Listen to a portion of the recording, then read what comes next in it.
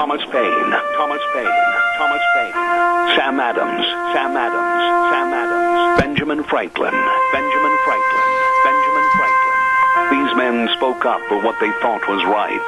From their courage came such documents as the Declaration of Independence and the Constitution of the United States. From their willingness to speak what was sometimes unpopular but right, we enjoy such liberties as freedom of speech, the right to keep and bear arms, and freedom of religion.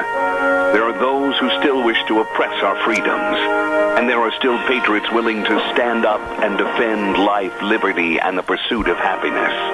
Men like Zeb Bell, who honor our founding fathers and what they stood for. It's now time for Zeb at the ranch, speaking up and defending your freedoms. Brought to you by Magic Valley Les Schwab Tire Centers and all of the other great advertisers on the program. And now, Zeb Bell. This is one of my favorite all-time quotes from All-Pro Detroit Lions football player Alex Karras that went to University of Iowa. He said, quote, "I never graduated from Iowa, but I was only there for 2 terms, Truman's and Eisenhower's." Morning, everybody. Here comes Kate Smith and God Bless America, followed by a Patriot with our Pledge of Allegiance. Good morning on a Wednesday.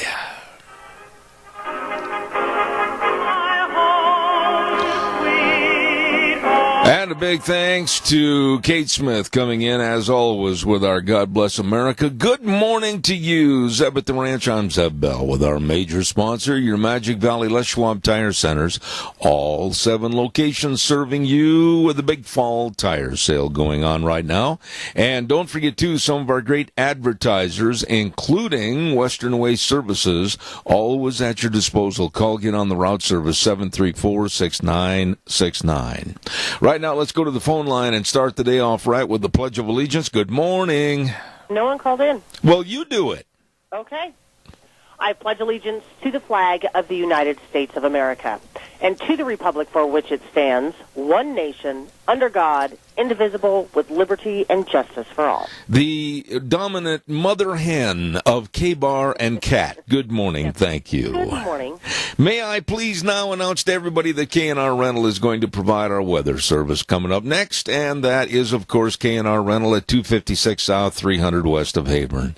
They get there early in the morning, open the doors at 7 o'clock, and they're there to serve you with all the equipment, all the tools, everything you need for your particular jobs. I mean, everything from forklifts to hammers, you name it, they've got it. And they've been in business since 1979 with the experience and all the equipment you need. K&R Rental. And now, the beautiful Gina with the weather. We have a couple more days of beautiful weather. However, as we get closer to the weekend, well, we are expecting some precipitation. Here is your weather forecast for today for Zeb at the Ranch. Beautiful, sunny skies, looking at a high of 71 as we make our way through today. Tonight, clear skies, low of 38. Tomorrow, another great one. Sunny skies, high of 72 with an overnight low of 43. I highly suggest you get your lawn work done these next 2 days because on Friday, looks like winds are going to be picking up. We do have a 40% chance of rain showers and a high of 56. Clouds moving out for Friday night, partly cloudy, low of 33. And for Saturday, back up to mostly sunny skies and 56. That is your weather for Zeb at the Ranch. Sounding good. We can take a day or two of negativity in the weather, but we'll settle for the sunshine. And even though the temperatures are down about 50, 60, I like that. Hey, don't forget K&R Rental. They've got all the painting equipment, too. You're doing a little fall fix-up, clean-up, paint-up, whatever this fall. They've got everything over there. All the painting equipment. Everything, really. Tools, all the equipment at K&R Rental. 256 South, 300 West of Hebron, 678-3122. Oh, my goodness, we've got a lot of things to remind you of. Number one, Lunch Bunch is tomorrow, and it's going to be, of course, at Denny's Restaurant, 611 North Overland in Burley. And I want to urge you to come on in. Get a friend, get a neighbor, come on, jump in the car, come on down. We've got a lot of gift certificates to give away from Walmart and Smith's Food, Hanson Mortuary, Doug Martin, thank you very, very much. We always have a good time every month at Lunch Bunch, but you can go in every day, anytime, all the time for breakfast, lunch, and dinner at America's Diner, Denny's Restaurant, 611 North Overland in Burley, and also 291 Pole Line Road in Twin Falls. And don't forget tomorrow. Not only is Lunch Bunch tomorrow, but tomorrow you might be able to win a Grand Slam breakfast from Denny's at 9:18 if you can answer the football trivia question. Okay? That's tomorrow. Oh, my goodness. I want to take some time here and say thank you to everybody that donated to the charity that we put up for boots and horse equipment and clothing to go to the greater Houston area. It is going to be delivered in the next little bit, and as a matter of fact, we finished boxing everything up yesterday, loading everything up yesterday, and some of the boots and the footwear absolutely brand spanking new. We really appreciate that. So to all the donors, and I mean this, to all the donors, thank you, God bless you for your help. My audience absolutely stepped up, hit a home run out of the park. Thank you so much. Want to also remind you about our friends at Ramsey Heating and Electric. All your heating and electric needs. And in the summertime, we say cooling. Right now, we're going to concern ourselves with staying cozy. It's going to get chillier. Anyhow, don't forget, stop by. They open the doors at 7:30 in the morning till 5, Monday through Friday. Ramsey Heating and Electric at 2600 Overland Avenue in Burley. And don't forget, they've got all your furnace filters. Don't be cranking up the heat on that furnace and expecting an efficient job if you got a dirty old filter. You change it. Get the furnace filters at Ramsey Heating and Electric, where they provide warm winters and cool summers. Last night, President Trump made his big push for his tax cuts. And so far, I've really read everything I could find on the tax cuts and the 4 tax brackets that they're proposing, and it makes a lot of sense to me. Naturally, the left and the Democrats are going to criticize it all they can, but the 4 tax brackets make sense, and of course, also putting more money back into the taxpayers' hands, and then that also goes right back into stimulation of the economy. It was stated that perhaps in many, many instances, it could save and put back more money to the tune of $4,000 to many American families on a per annum basis. That's not too shabby. And I believe after reading all the tax cut information I could get a hold of, the tax plan, that it's going to bring a lot of these businesses, a lot of these corporations back to the United States, and when they come back, that means their money comes back to the United States, and we could see some real stimulation of growth here in the United States. Calls are welcome and wide open, and I'd welcome your calls at 436-2244, 1-866-927-4587. I've got kind of a little bone to pick here this morning with some people in the media and some people even here in this area that are very insensitive to certain individuals. And we saw an instance of insensitivity yesterday with Donald Trump, our president, and Mitch McConnell. And if you're not aware of this story, I'm going to tell you about it in just a minute. Don't forget, too, our dear friends over at Burley Physical Therapy and Rehabilitation, 1263 Bennett Avenue, Suite 2 in Burley. Now, they've got the best of physical therapists. Hold on, caller. I'm a-coming. Hold on. All the people, Nick Greenwell heads them up, and they've got the best of people. They know all the exercises. They know all about what's going to help you get back to being you. And they also have that hydrotherapy pool, the only one of its type in the entirety of southern Idaho. So why don't you just write this number down? Easy. Got a pen? Here we go. 678-1191. 678-1191. Call them. Make an appointment. Let them help you get back to being you. Burley Physical Therapy and Rehabilitation, 1263 Bennett Avenue, Suite 2 in Burley. Really nice people. Caller, good morning. You're on the air. Good morning, Zeb. Yes, sir. You know, this fundraiser that you did with the boots and that sort of thing, I'm so glad it was very, very successful. But, you know, when you have a flood, what's the first thing that gets wet? It's your feet. And so almost everybody that was involved in that would need footwear of some sort. And that was really, I really admire the fact that you thought of this, because not many people would have thought of it, but yet it is the most needful thing you could ask for. Well, you know, I appreciate your thanks on that, Keith. I sat there and I wanted to do something a little bit different. And when I thought about all the water, some places it was 4.5, 5 feet deep, and homes, tack rooms, everything just underwater. And I thought, man alive, if we had that circumstance happen here, all my boots would be would they be in a rotting condition and probably not ever fit to try to dry out and wear again. And that's where we came up with the boot idea. And I just can't thank people enough, many of which the boots were turned in were brand spanking new. And I want to say thanks to everybody. Well, you know, I don't wear cowboy boots, so I didn't have any. But I looked in my closet, and when I was president of the National Dealers Association, I had to wear a tuxedo, and I had some patent leather shoes, which I know I'll never wear again. Haven't worn for a long time. And then another pair that I bought for a special occasion. And if we would just look in our closet, we'd find things like that. Oh, absolutely. You know, you talk about shoes, and I have not wore a pair of shoes since 1967. I mean, that's a true story. 1967 is the last time I tied a pair of shoes. Okay, let me ask you this.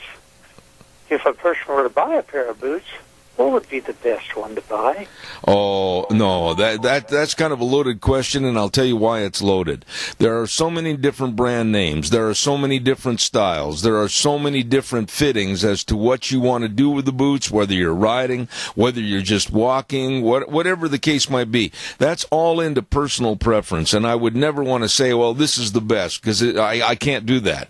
There are many top brand names that are absolutely really well built, and there are some well-known brand names that are not well built. But right now, I've heard you mention many times of your Justin boots. You know, when you put them on or whatever, or bet on something or something, it was always Justin, and I figured that's probably your favorite brand. Well, it is to a certain extent because of some of the styles and everything, but I'll tell you another pair of boots that I really like. Two other companies. I like Boulay boots, and they're made up in Canada. And also I like Tony Lama boots. And I guess I'm kind of old-fashioned. I've had a lot of Tony Lamas over the many, many years. And Justin Boots, of course, a major sponsor to professional rodeo, of which I adhere and give a lot of thanks to our sponsors. But Boulay boots, B-O-U-L-E-T, Boulay, out of Canada, excellent and really well-fitting boots. And so it's all personal preference, but there are still some great companies out there. And conversely, there's some that have really cheapened things up and are not doing a very good job. But there is one thing you can count on. You need to take your wallet with you. There you go, Keith. Thanks for your call, buddy. I appreciate it. That's true. It'll be a lot lighter when you leave. That's true. Thank you very much. Yeah, they're not cheap. You want to get the good one. You know, I could never understand, and I'm not bragging about this. Please do not say, oh, Zeb was bragging. No, I'm not. I used to, because of my business, I would have a lot of different boots, and I mean a lot of different boots. Way too many. My wife would get on the microphone and agree to that. But in my business of traveling all over the country and everything, and climbing on airplanes and up in announcer stands and everything else, it didn't take long for them to start showing a lot of wear. And so I went through a lot of boots. But boy, today I suggest if you're going to get a pair of boots, look for quality. Ask questions, how they're made, how they're constructed, what really they do, what kind of leathers, etc. And because, like I said, there are still some really good, well-built boots available by top-name companies, but then there's also some of these companies that have resorted to trash, and I mean that. Don't forget, Pomerelle Place. My goodness, a place for senior living, and they're located at 1301 Bennett Street in Burley. The number to call is 677-8212. I've been mentioning, and Holly sent this to me, that Pomerelle Place is hosting a VA benefits seminar. It's going to be October 26th at 5:30 p.m. The public's welcome, and they're going to have Georgia Greenwell, the local Mini-Cassia veteran service rep, speaking about VA benefits. Now, she'll open it up for comments after her presentation, and please RSVP with Holly over at Pomerelle Place. Call 677-8212. That's coming up on the 26th. Pomerelle Place in Burley, a place for senior living. Really, really, really nice people. Hey, by the way, Lennox Home Comfort Systems, along with Ramsey Heating and Electric. Oh, this winter when you come in the house and you're shaking and shivering like a bowl of Jell-O, you can sit down and be comfy with the Lennox Home Comfort System through our friends at Ramsey Heating and Electric at 678-0459. And you may get up to a $1,600 rebate. You better check it out at Ramsey Heating and Electric today. Call them, 678-0459. Ramsey Heating and Electric and Lennox. I want to get back to what I was saying a little earlier. There are a lot of people that have disabling or physically challenges that have not gone away. Many of which in my generation suffered polio, myself included. And I was absolutely aghast yesterday when a CNN political reporter by the name of Daniela Diaz poked fun at President Trump for trying to help Senator Mitch McConnell up the stairs. Now, I have never mentioned this on the air, and I'm going to this morning. Mitch McConnell, the Senate Majority Leader, had polio in his youth. Now, I have come out and criticized McConnell many, many times for his politics and his ideology. And that's the line in the sand right there.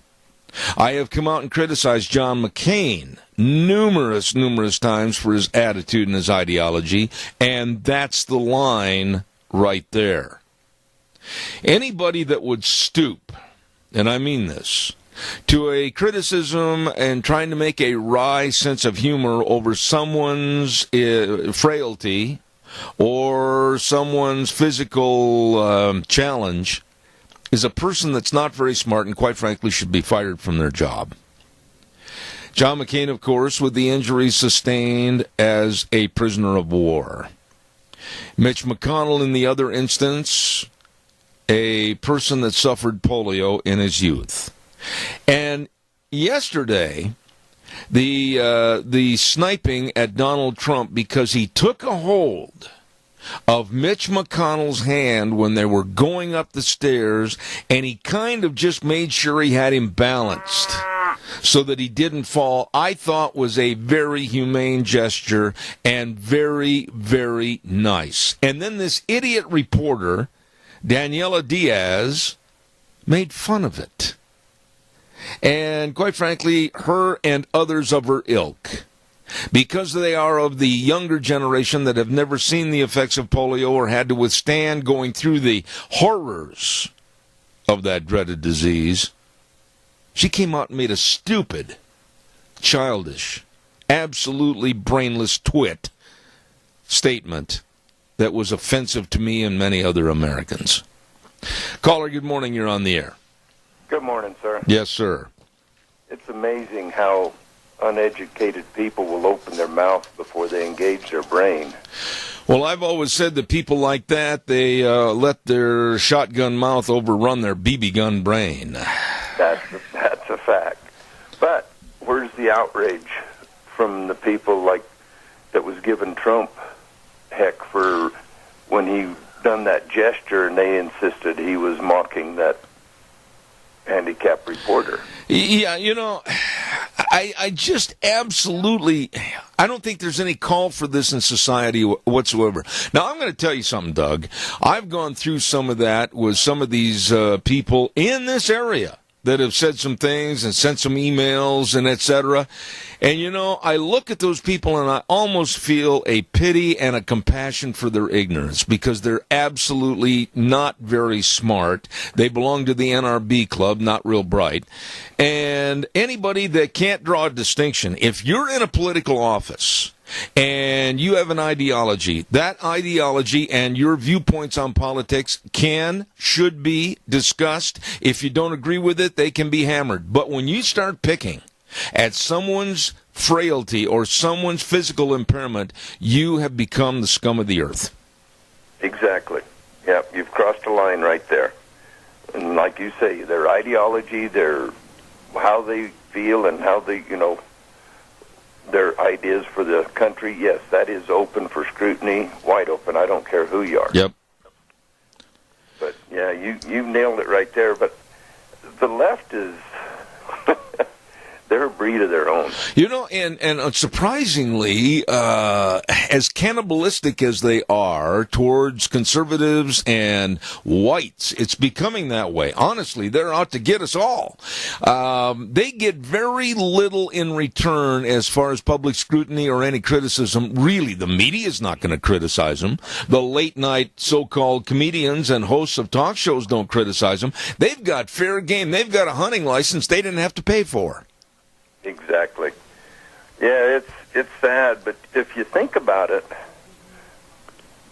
when Jesus was on the earth and he ascended to heaven, he ascended to sit on the right hand of God. Yep. Not the left hand, the right hand. So I think they're named appropriately. The conservatives and Christian people that want better for this country are with God. And I think the left are against him. Well, now, just a minute. Let's stop right there, because if anybody says, oh, that's absolutely ridiculous, how dare you? Well, let's just back up to the Democratic Convention, my dear friend, when there was a denouncement, basically, of religious values and God in everyday life. I'm not coming up with this. That actually happened. And if you follow politics, you know doggone well that I'm right. Exactly, and that's where I come up with my assumption. Yeah. This is my opinion of it.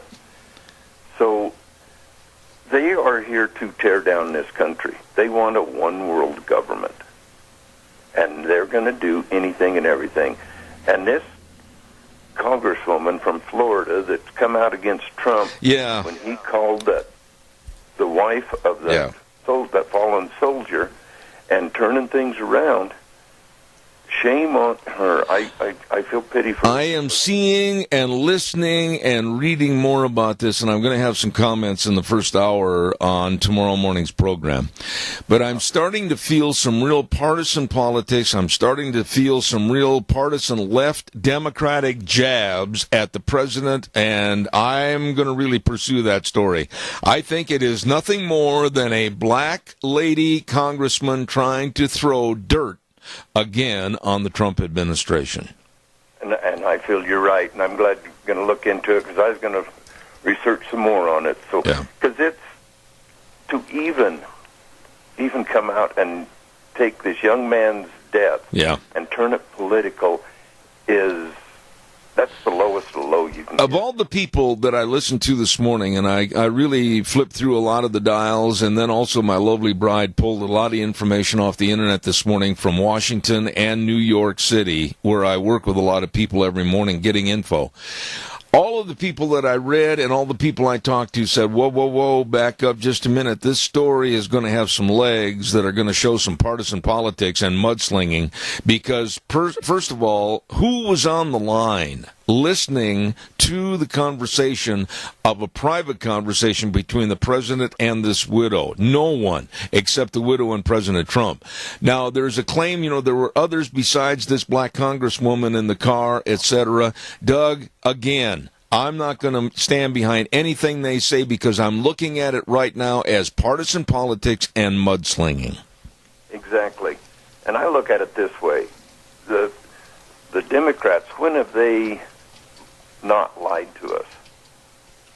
Well, if you're asking a question like that, that's an open-end question. I'm sitting here scratching my almost bald head because I can't come up with an answer. Well, I mean, and they contradict themselves. Even, like Schumer will contradict himself. Pelosi, one day she stands on this side, and the other day she's standing on this side, contradicting herself. I mean, that's just the way they are. When you don't stand for something, you'll fall for anything, and that's the way the Democrats are. Gee whiz, that sounds like a country song. I'll have to remember that. Hey, I got to run. I'm running late, buddy. Thanks. Okay. Hey, everybody, let's take care of our senior centers. All right, buddy. Thank you. God bless. Dino's Septic Service in Rupert. Every time you think about septic systems, and you think about septic tanks, and you think about pumping them out, and you go, oh, and you wrinkle your nose. These folks are doing the job that you don't want to do. And they're there. They're so efficient. They're so friendly. And they're fair priced. I mean, you give them a call. Dino's Septic Service in Rupert, 436-6526, or in Burley, 678-1638. We've used them here, and I'll tell you what, these are great, great people. Dino's Septic Service in Rupert. And they've got that big truck. That big truck pulls in the yard, and it says, "Smells cargo on the way." It's almost like Superman. Give them a call today. Dino's Septic Service in Rupert. Really good people. Okay. Oh, by the way, on Mondays, we give away a dozen cookies to Sophie's Chatterbox at 530 East Street in Rupert. Oh, that restaurant. Oh, that bakery. And they got freezer jam, blackberry, strawberry, Marionberry. Deanne, what is Marionberry jam? I don't know what that is. Raspberry, and then they've got homemade bread. Knock your boots off delicious. Sophie's Chatterbox in Rupert, right on the square. All right, calls are welcome. 436-2244. 1-866-927-4587. Not only was I upset about this story about President Trump helping Mitch McConnell, and then a stupid reporter from CNN making fun of it, but now there's another story that absolutely, for the younger generation, maybe you don't remember old Hanoi Jane Fonda. Well, Jane is back in the news as an old lady now. And again, she tells the BBC that she is not proud of America. Let me digress. Let's all remember back into the 60s and early 70s, Jane was the loudmouth against America in Vietnam. Jane was the loudmouth that came out against support of our troops. Jane was the person that sat on top of an anti-aircraft cannon that was run and manned by the North Vietnamese. Oh, she kind of coddled right up to him. And now Jane Fonda has made it clear that she's not proud of America. She said, when asked, "Are you proud of America today?" And the actress, with a very quick reply, said, "No, but I'm proud of the resistance." Right there. It just makes your blood boil. She's proud of the Black Lives Matter. She's proud of Antifa. She's proud of everybody trying to rip this country apart. Jane Fonda. Oh, what a cute little girl no longer. She said, "I'm proud of the people who are turning out in unprecedented numbers and continue over and over and over again to protest what Trump is doing. I'm very proud of them." Jane Fonda. I never liked her. I never thought she was, quote unquote, an actress. I think she rode the coattails of her famous father, as did her brother, Peter Fonda. And she has always been of the ilk of hate America first. What are your thoughts about saying, I'm proud of the resistance, anarchy, let's just tear everything apart. Let's just get rid of our Constitution. Let's get rid of our laws. Let's get rid of everything. Let's just destroy America. Oh, that'll make us all better. That's the kind of person Jane Fonda is. Calls are welcome, 436-2244, 1-866-927-4587. Give me a call. Barry Equipment and Rental. They've got all the equipment to get the job done right. 3 locations serving you with sales, service, and parts. All the equipment. Jerome, Twin Falls, and 159 West Highway 30 in Burley. Oh, my goodness, they've got all the Bobcats. Zip, zip, zip. Get in there. Clean out your stalls. Clean out your corrals. I mean, there's all kinds of things you can do with those Bobcats. And if you've never run one before, just get a hold of Juan and the crew. And they got a big old sandbox out behind the Burley location, and they'll just turn you loose after they give you some of the instructions, and you can learn how to run them. Okay? Equipment rentals, retail equipment sales, Barry Equipment and Rental. South Lincoln and Jerome, Addison Avenue West in Twin Falls, and 159 West Highway 30 in Burley. Barry Equipment and Rental. Really good people. Give me a call, 436-2244, 1-866-927-4587. Like to hear from you. Once again, I want to remind you quickly, you can get up to a $1,600 rebate on a new Lennox home comfort system. Yep, feel good on the inside with the Lennox home comfort system. Ramsey Heating and Electric can help you at 678-0459. Call Ramsey Heating today. All right, your turn. Give me a jingle, 436-2244. Good morning, caller. You're on the air. Let me have it. Okay. Just one more question for you, too. When has the FBI and the Department of Justice run an investigation, found somebody guilty, and convicted them of a crime? I'm thinking. Make your point. Yeah, they have, I don't mean to change subject on you here, but this is bothering me for the last day or two. They have turned so political. Yeah. Those branches. Yep. I feel we should just abolish them. I am really concerned, and I mean this as an old man. I'm very concerned about the image, about the character, and about the functioning of the FBI. You know, it used to be when I was a kid growing up, everybody, they had a lot of respect for the FBI. They knew that the FBI was going to find the bad guys and they were going to get punished. But now, and I mean this, and I think you'll agree with me, some of the bad guys are the FBI. Exactly. That's exactly it. And I think these leaders, they need to, especially Trump, needs to get in there, and I think he needs to clean house. I think he needs to go down from the top, go down about 6 or 7 steps on the ladder till you get down to the working man, and then I think it'll rebuild itself. Well, I'm going to tell you, and caller number 2, don't go away. Stay on the line. I'll be right with you. But, when you've got James Comey, and now it's been verified by the DOJ that he had written kind of a big excuse plan for Hillary prior to the investigation, that tells me that there was a little bit of milk on the floor and the cat was lapping it up. Yeah, exactly. And you got Robert Mueller doing that Russian investigation when he was the one doing the investigation when Hillary was there. He was one head of it. Yeah. And come to find out, he had a lot of the information that's starting to come out now. Yeah. I mean, when you start looking at the illegalities and the kind of the arm twisting and the, hey, well, I'll scratch my back, I'll scratch your back if you'll scratch mine attitude, boy, America needs a big cleansing right now. Exactly. Got to run, Doug. Thank you. You betcha. All right, buddy. Hey, caller, I'll be right there. Thanks for your patience. I want to remind everybody about the Bennett Boys auction service. You better believe it. The Bennett Boys are going to have the Jackie Floyd auction this coming Saturday at 11 a.m. in Twin Falls. It's going to have antique furniture, antiques, glassware, furniture, household items, all of this and more. For more information on the Jackie Floyd auction, don't forget, call Joe Bennett at 539-0111. Jackie Floyd Floyd auction in Twin Falls coming up this next Saturday, put on by the Bennett Boys Auction Service. They are absolutely the best. Caller, good morning. You're on the air.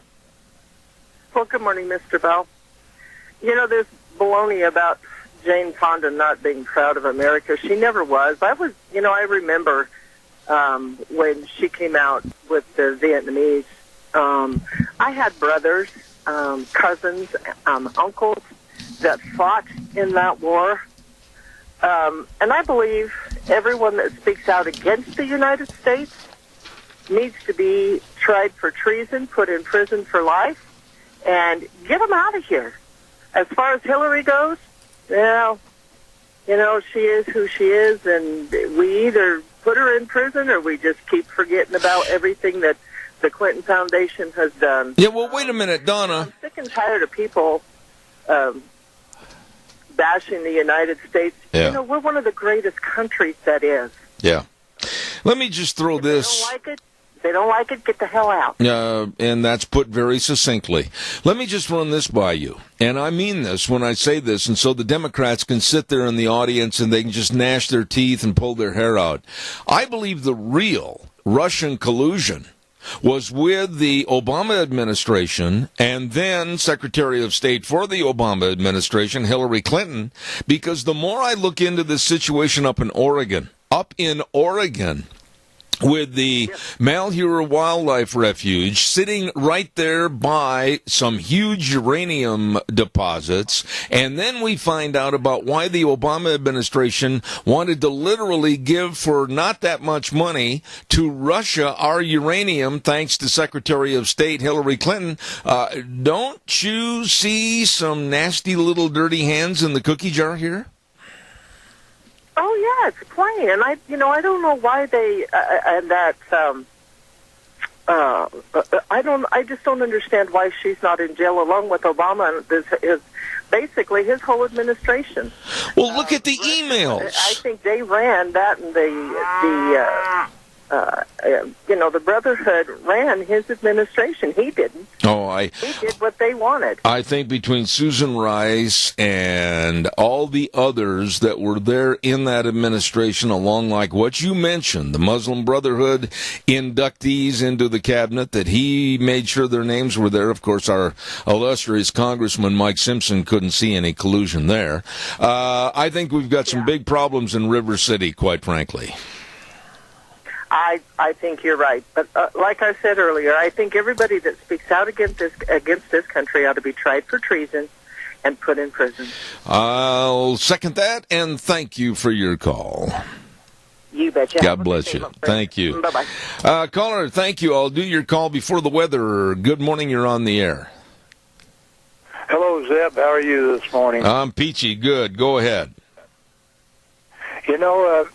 I've disliked some things in my life and certain groups of people, but that Jane Fonda, I have the worst burning hatred for that sow that ever.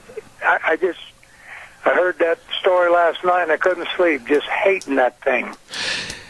Hatred is a really strong word, but I've got to tell you, somebody like her that has made millions of dollars here in the United States with a so-so movie career, from the stupid movie Barbarella all the way to many little nickel and dime movies, riding on the coattails of her famous father, Henry Fonda, and then to hate America and denigrate our troops, and now come out and say that she's proud of the resistance and the fracturing of American ideals. I'm just so fed up with these liberal left kooks.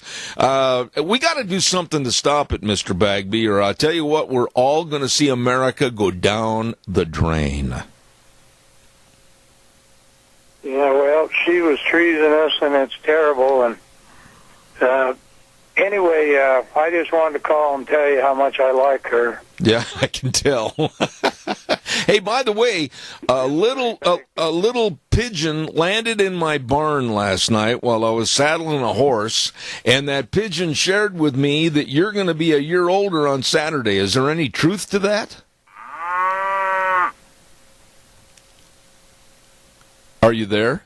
My phone seems to be quitting, Zeb. I'm going to have to hang up. Well, okay, go charge it, and happy birthday to you. There you go, Ray Bagby, the old stagecoach man. The phone was dying there for a few minutes.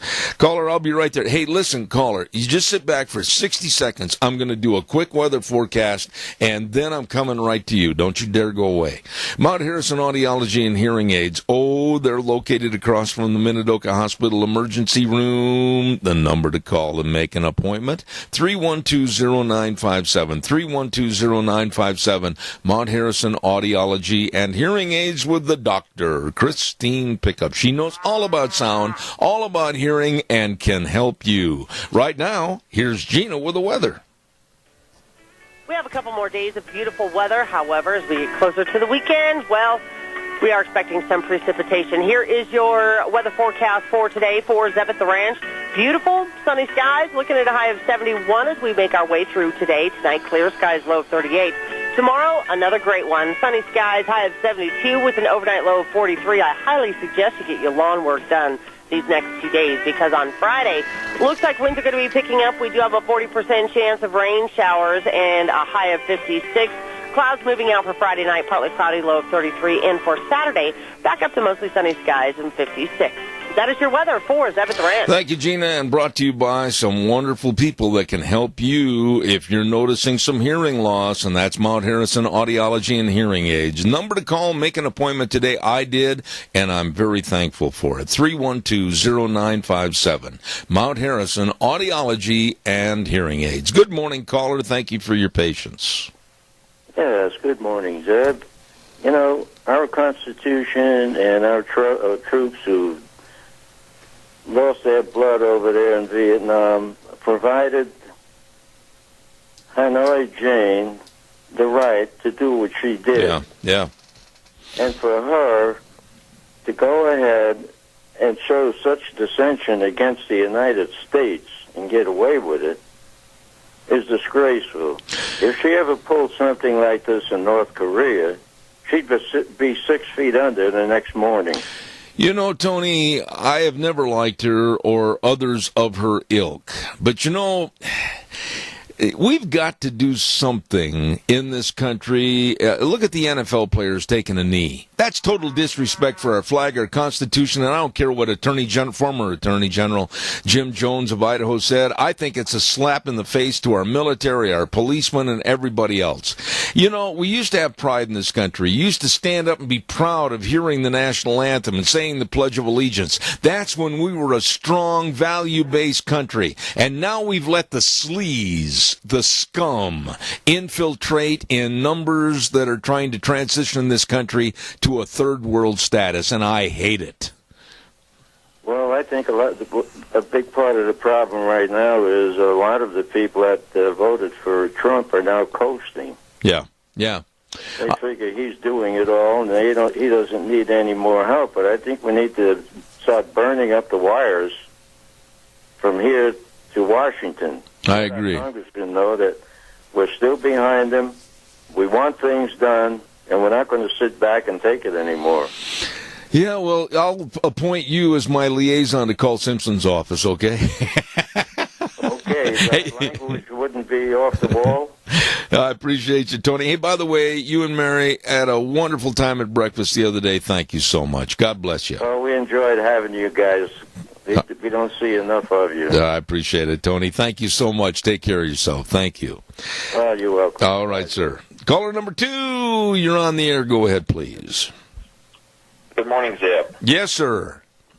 Oh, good morning. Well, I thought I was on before, and anyway, I wanted to make sure it was my turn. Anyway, I want to thank you for having Tom DeWeese on yesterday. We had a big crowd at CSI last night. The bottom line is that Agenda 21, 2030 is basically taking away our property rights, and they're trying to squeeze us off the land. But the solution isn't necessarily at the Washington, D.C. level. It's certainly part of it, but at the local level is where Agenda 21 is being implemented. And it's being implemented with these grants.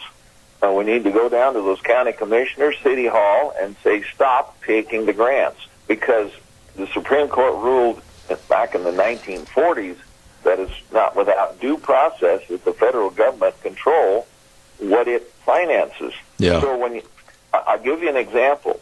Right here in Filer and in Twin Falls, the arsenic level is just about at the 10. Well, they lowered it from 50 to 10 thanks to Bill Clinton and the EPA. Well, guess what? Was there any science behind that? No.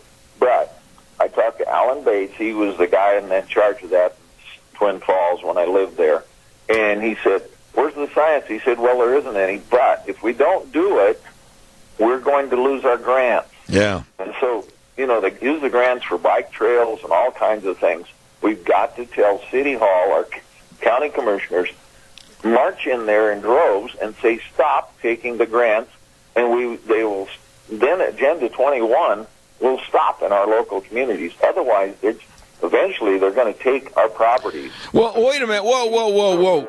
Adrian. The Yukon corridor. There's also Birds of Prey corridor that covers 5 miles either side of the Snake River. Now, isn't that lovely? Adrian, wait a minute. Let me jump in here. Please, Adrian. Sure. I want to concur with your point, but I will say this until I am corrected and proven wrong.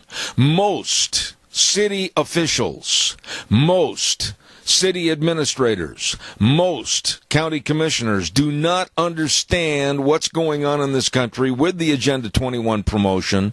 They think everything that's handed out to them, oh man, a freebie. There's something we can build the community on, but they fail to see that grant money is a string that's tied back to a rat trap that's going to snap on them if they take that money. Oh, absolutely. And it was sad last night. I'll give credit for Senator Lee Hyder, representing the Twin Falls. He was there last night, and Kathy Romer, county commissioner from Jerome. I invited all of our local commissioners. None of them showed up. None of the other politicians showed up either. And so, they want to put their head in the sand, but the only thing that's going to get their attention, we go down there in droves and say, stop taking the grant money, because what they're doing eventually, and very gradually, subtly, they're taking away our private property rights. They're going to squeeze us into smaller and smaller houses. Your house, my house, see, that's not sustainable. So they're going to put us in a high-rise someplace, and eventually we'll have a room to live in, which is basically like a prison cell. All right. It's a Soviet Union style of city that they are implementing, and we better wake up to that fact. But Tom DeWeese was absolutely excellent last night. Well, and I'm going to have him back on the program again in the future. I thank everybody that came. I want to thank you for publicizing it. But get on his website, AmericanPolicy.org. All right. AmericanPolicy.org to find out yourself about the Agenda 21. Got to run, Adrian. Thank you, and I appreciate your compliment. Thank you very much. God bless. Thank you very much. You. You bet. Have Thank a great you. day. Bye Thank now. you. Yeah, Mr. DeWeese did an excellent job on the program yesterday and really laid it out. And I just don't understand why more people in politics and in the governance of city and county and state legislation and authority do not understand a major, very insidious push that's going on in this country to implement more of Agenda 21. Move the people so that we can control them off the private land, no private property. They don't want farming. They don't want anything. And they can't see it because, that's not real. Why? Come on, that's just pie in the sky. Oh, that's a severe right-wing attitude. No, it's not. And we're seeing it being implemented every day because lazy people involved in government have not taken the time to educate themselves. Don't forget our friends at your Magic Valley Les Schwab Tire Centers with a big fall tire sale. Doing the right thing matters. I love those 5 words. Doing the right thing matters at your Magic Valley Les Schwab Tire Centers. They really care. They really provide a great service to you, all the drivers, and they've got the best of tires, many of which are on sale right now for fall and winter driving. You better get on in there today, your Magic Valley Les Schwab Tire Centers. And, of course, the best in brake service, front-end alignment, shocks and struts, batteries, they've got the best. Lane and Rupert, Dave on Blue Lakes and Twin, Mike and Buell, Mike and Jerome, the Twist family and Paul, Daniel on Pole Line and Twin Falls, and my buddy Randy on Overland in Burley, your Magic Valley Les Schwab Tire Centers. Caller, quickly, I've got 1 minute, and I'm going to have to cut you off. Go. Okay.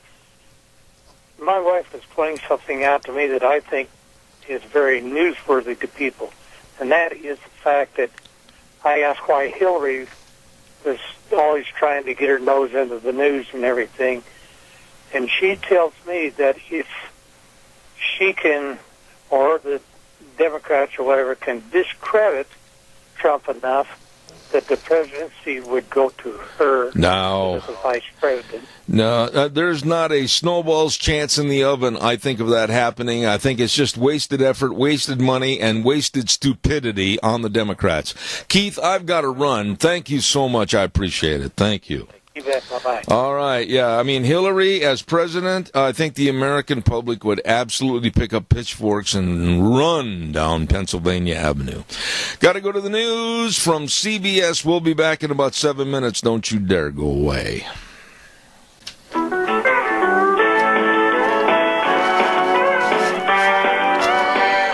Holy cow, good morning on a Wednesday, October 18th. Zeb at the Ranch, and thank you to our major sponsor, your Magic Valley Les Schwab Tire Centers, all 7 locations serving you. Great big fall tire sale going on right now. And then also some of our great advertisers, including Western Waste Services. From the canyons of the Snake River and all across southern Idaho, we're always at your disposal. Western Waste Services, we care about our community, our resources, and this great land. Western Waste Services is lending a hand, always at your disposal. Western Waste Services, with, of course, the Go Minis, portable storage units. Don't forget to check on those. You can have one brought to your property, fill it, leave it there, or have them take it over and lock it up on their property. And, of course, the dumpsters in various sizes to clean out your basement, your garage, my office. My goodness, they can help you. They always do. And they're always at your disposal. Western Waste Services, 734-6969.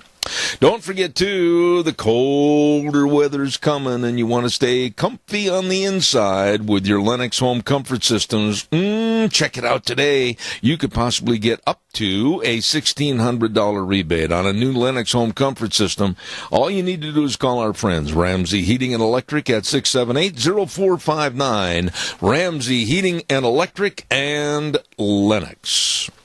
You know, I've got the best of the advertisers and sponsors on this program, and when I say that, I talk about people like Joel Heward, manager, along with his family and his staff at Hanson Mortuary, 710 6th Street in Rupert.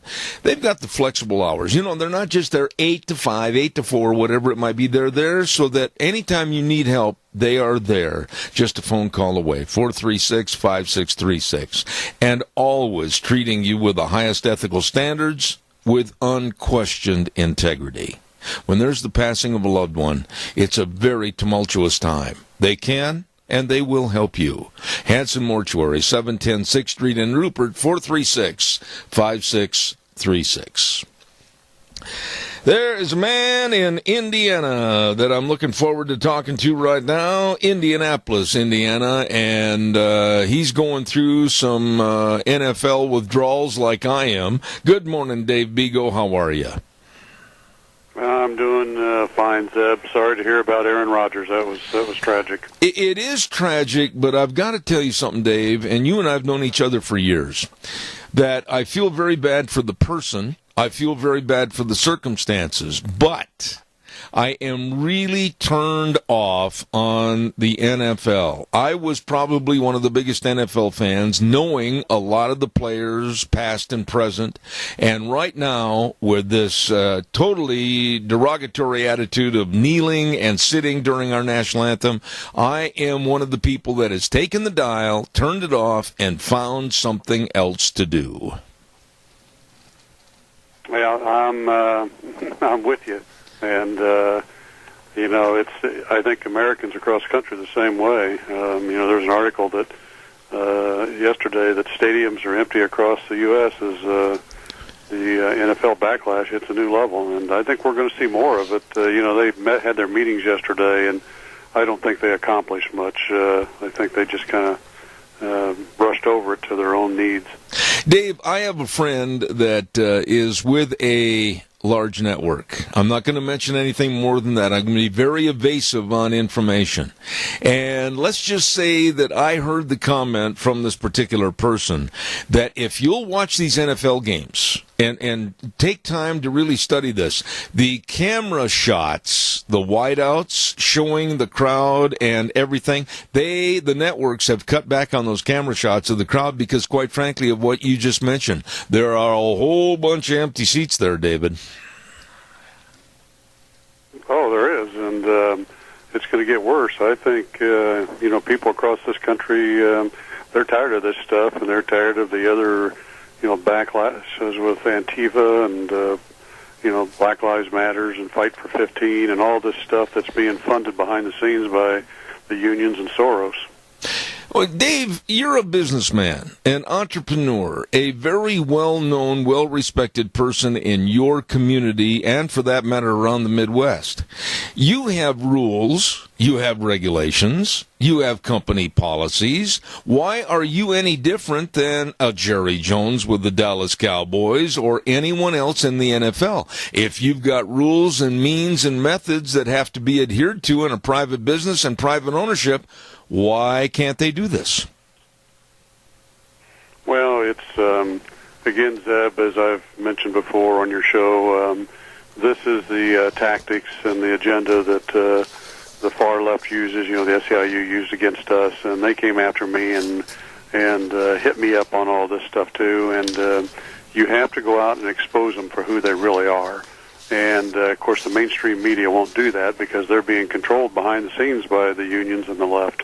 And so the rest of us here in America, we have to stand up and keep exposing it. And I think it's working, Zeb, because more and more people I talk to said they're tired of this stuff. And, they're still concerned about the direction of the country right now, but they're standing up. They're tired of the left and the unions and things that they're doing. And we just got to keep getting the word out and expose these people for who they are. They don't care about anything about themselves and their own needs. They don't care about the other people.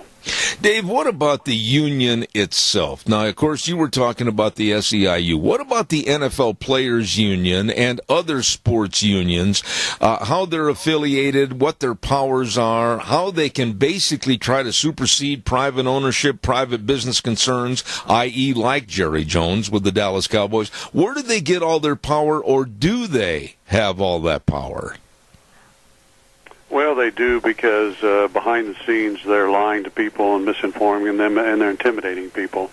And that's the scary part, is the intimidation tactics they use. And and a lot of times it won't be personal intimidation where they're going to hurt you or shoot you or anything like that.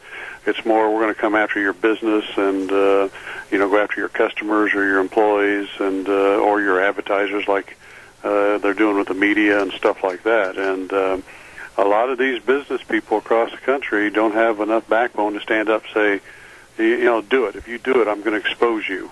And because they're too worried about the financial part of it. Dave, what about, now this is the NFL causing the problem through the name of course, the quarterback for the 49ers and what he did. I don't even want to mention his name on my program anymore. I don't give him any credence. But now it's expanded to where it's gone into the colleges, it's gone into the high schools, it's gone into the little children's peewee football leagues. Now the NBA making threats with the people that are so-called mouthpieces of the NBA, LeBron James, Stephen Curry, etc. Hey, where does this end? I'm looking at total civil war in sports if this thing isn't nipped in the bud soon. Well, it ends when the people in this country show their true feelings about it by not supporting these people and not going to NFL games or watch them on TV. Same with the NBA, and Major League Baseball gets like that. And it's Americans got to stand up, and the business people have to stand up and the Republican Party has to stand up and have some backbone, and that's what it's all about with these people. Because these people, it's like, and I know you didn't use his name, but Kaepernick. Yeah. They're people calling people like President Trump an organizing force and alleged collusion in that. What the truth is, they're hypocrites. They're the ones that are the organizing force and the collusion. Absolutely. And I refrain from saying his name because I don't want to give him any more credence. I find this young man to be a very misguided, very stupid young individual that basically had everything handed to him. A great college education, a great awareness of the money world when the NFL came crawling to his doorstep offering him multi-million-dollar contracts. And then for him to turn around and literally bite the hand that feeds him and the country that supports him, I find him to be deplorable. Yeah, he is. But, Zeb, again, he's never had to do anything but really play sports, and he doesn't have really any true concept of what's going on in this country, and these people get in their heads with their lies and everything, and, he's just sat and listened to it, and, I think I've mentioned this before, too, that, one of his biggest comments has been social justice, and that's exactly what the SEIU does all the time when they go around trying to force unionize people and stuff like that. And, it's going to get worse because the unions and the Democratic Party see this as a death spiral, because if the unions go down, that's their biggest source of campaign money. And they're going to help the unions any way they can. So this is going to be a war for the next few years. Well, I think it's going to be just absolutely a mess, because I will not sit down and turn on an NFL game. And I can tell you honestly, Dave, and my wife's in the other room, in the other office, I turned off, and I've never turned off, ever, when I know the Green Bay Packers are playing on TV.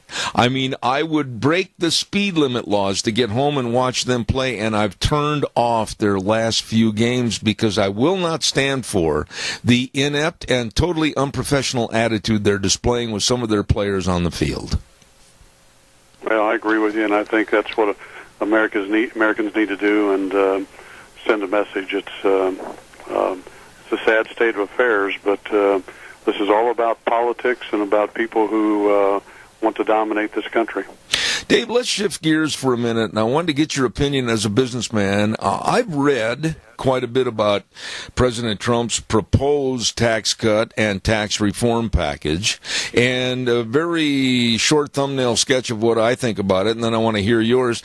I think it absolutely is going to be a benefit to Americans. I think it's going to break it into 4 easier tax brackets. I think it's going to help bring and stimulate more of the corporation business and their money back to the United States. I think it's going to really stimulate the economy. What are your thoughts? Yeah, I think you're right, and it'll be interesting as more and more of this comes out, and of course there's going to be some changes made, but I think those are all good points, and I've and I wrote about some of these things in a blog a few years ago, and so I think he's on the right track. It'll be interesting to see where this thing goes and how it gets manipulated. Doesn't it just knock your socks off to hear what Trump is trying to do as a businessman? He was never a politician. And all the things that he's doing, and the pundits that are coming out and saying, wait a minute, you know what? He might have a point here. I mean, this could do this, and this could do that. And he's elevated himself on a world stage to where, yes, some of these other countries that hate us are saying, well, we don't like this, we don't like that, but they're paying more awareness to this man. I'm not going to say that Donald Trump can walk on water, but I will say that I think he stood politics and politicians on ear to the point where we could see some really good improvements during his term. Well, I think that's exactly right, and he's gotten more professional about things. He still needs to clean it up some, with his tweets and stuff. I wish he'd not do so many tweets, but and keep it at a professional level. But no, he's getting people's attentions, and this is the good thing, and this is what we need more in Washington. Is we need more business people, and in his administration and cabinet, he's got more business people than any president in history. And that's good because they understand how the free market capitalistic system works. And they're there to, support that and bring it back to full strength. And, they're not there for political reasons, and that's a good thing. So I think we're going to see some good progress. I do, too. Another person that's in the news this morning that I wanted to talk to you about, and I talked about her in the first hour. You and I being the same age, we all remember Hanoi Jane Fonda. Now she's come out, and she was asked by a reporter, "Are you proud of America today?" And she said, "No. But I'm proud of the resistance. I'm proud of the people who are turning out in unprecedented numbers and continue over and over again protesting what Trump is doing. I'm very proud of them." This is one of the sleaziest people in American history, denigrating our soldiers during the Vietnam War, Jane Fonda. What are your thoughts? Well, she's part of the socialist communist left, and she doesn't understand how our free market system works and how it's been the most beneficial thing to all people in the world. This country has, and that's because that she's had her mind brainwashed over the years, and she's she doesn't get it. And it's sad that we have people like that the news media really puts out in front instead of people that have really made a difference in this country and made this country grow. Just think what the rest of the world would be like if they did things like a free market society. Instead of these countries that are failing utterly and the people are in bad shape and poor and all that, if they did things the way we did in America, they all would be much better off. I couldn't agree more. Absolutely. Now, I got to ask you about this. It seems like the tide is turning against the Democrats, and the real Russian collusion may have been in occurrence in the Obama administration while Hillary Clinton was then Secretary of State, because now they're finding out about certain agreements and, yes, even certain bribes with a lot of money during the Obama administration to let Russia procure our uranium. What are your thoughts about this? Oh yeah, and I've seen this in the past, and I've commented on the past that this was all geared towards the pocketbook of the Clintons and Obama, and again, what they call is a one world order where everybody's the same and all that, and that's kind of like union talk. They want everybody to be the same. And, everybody, is controlled, because when you do that, it's easier to control people. And they use the Soviet Union for their own gains at the expense of the United States of America. And, the chance that we could be taken over or destroyed. And people need to wake up to who these people really are. Doesn't it surprise you as a businessman and a person that studies politics that in the last 10 months,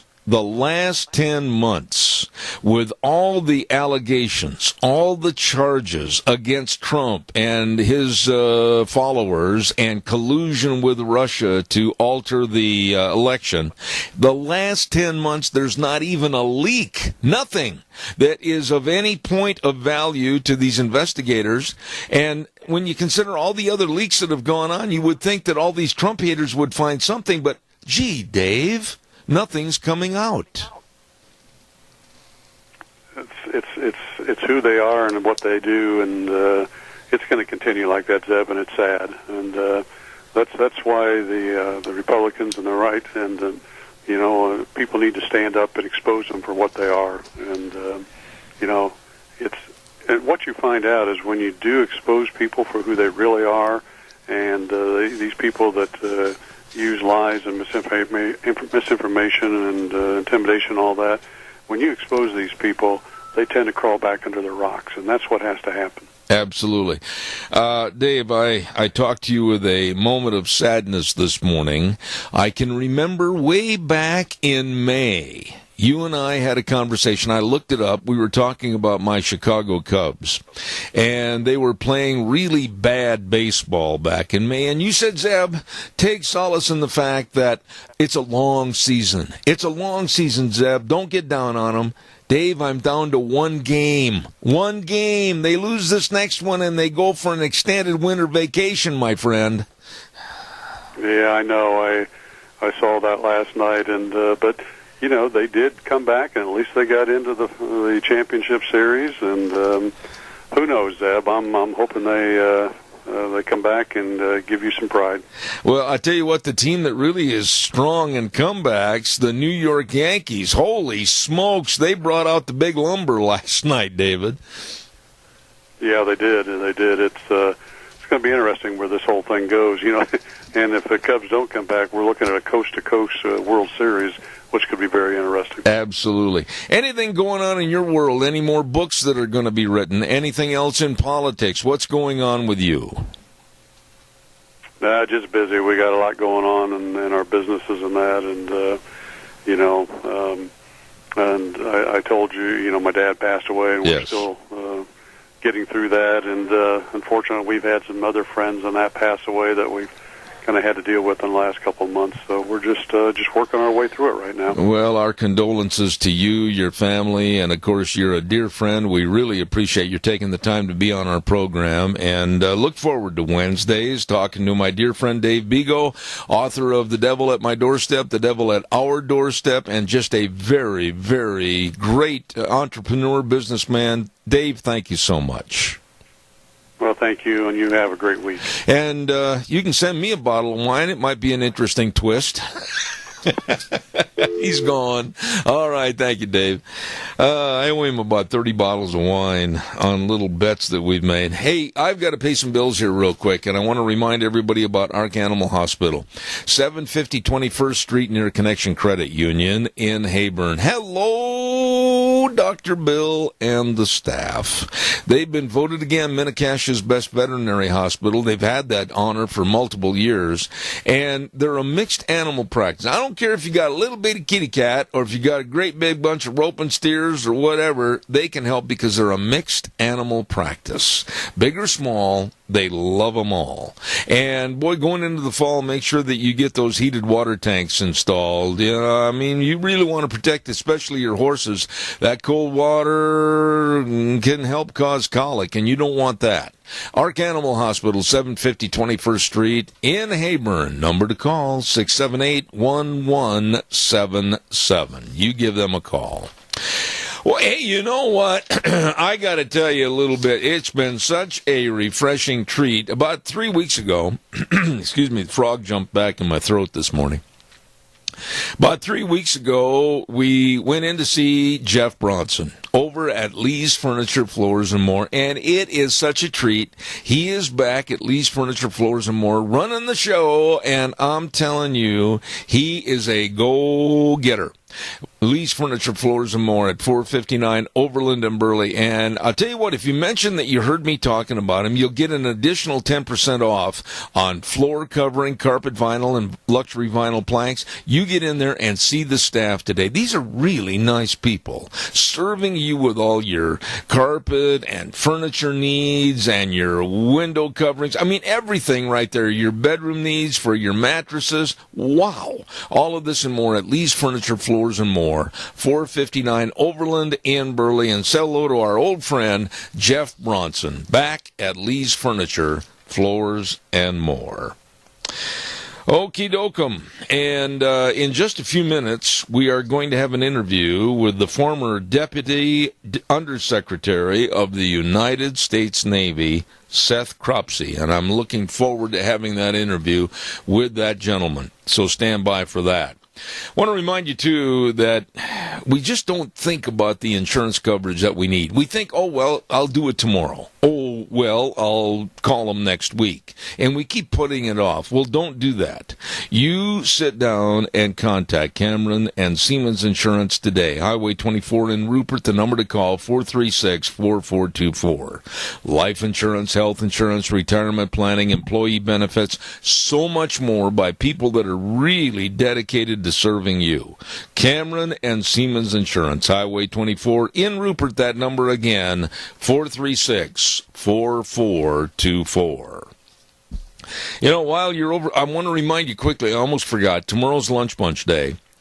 And we're going to be over at Denny's restaurant at exactly 11:30. The whole shindig starts off, and we want to say thank you to Deanne. Make sure I get all these right. Walmart and Smith's Foods, Hanson Mortuary, along with Denny's and Doug Martin. We thank all of those folks. And come on, bring your friends and neighbors. Once a month, we all get together over there. Excuse me, at Denny's Restaurant, America's Diner, 611 North Overland in Burley for Zeb's Lunch Bunch. We will see you there. Want to remind you, too, about our friends at Let's Ride. 270 Highway 24 between Rupert and the World. Oh, my goodness. They've got all the four-wheelers. They've got the side-by-sides. And right now, with the going into a later fall, we're going to have snow, and they've got all the new snowmobiles right over there at Let's Ride. Yeah, buddy, you better get out and enjoy the great outdoors of southern Idaho. They can help. They will help. And you stop over, and don't forget they've got a fantastic accessory department and a service department that's going to keep you running and enjoying life here in the great outdoors. Let's Ride, 270 Highway 24 between Rupert and the World. It's true, this is where the fun is sold. I apologize for that frog in my throat this morning, folks. But anyhow, right now we're going to go to the phone line, and I'm very honored to have a gentleman that is the former Deputy Undersecretary of our United States Navy. And I say good morning, sir, Mr. Seth Cropsey. Thank you, sir. How are you? I'm fine, thanks, Ed. Good to be with you. You know, I'm very privileged to have you on with your insight about our Navy and about our status in the world, our security, etc. But I read your article, and it made me cringe a little bit because maybe we're not as safe and secure knowing our Navy, the greatest Navy ever in the history of mankind, is as strong as we think it is. What's the real story here, sir? The real story is that at the end of the Cold War, the Navy's combat fleet, numbered about 600 ships.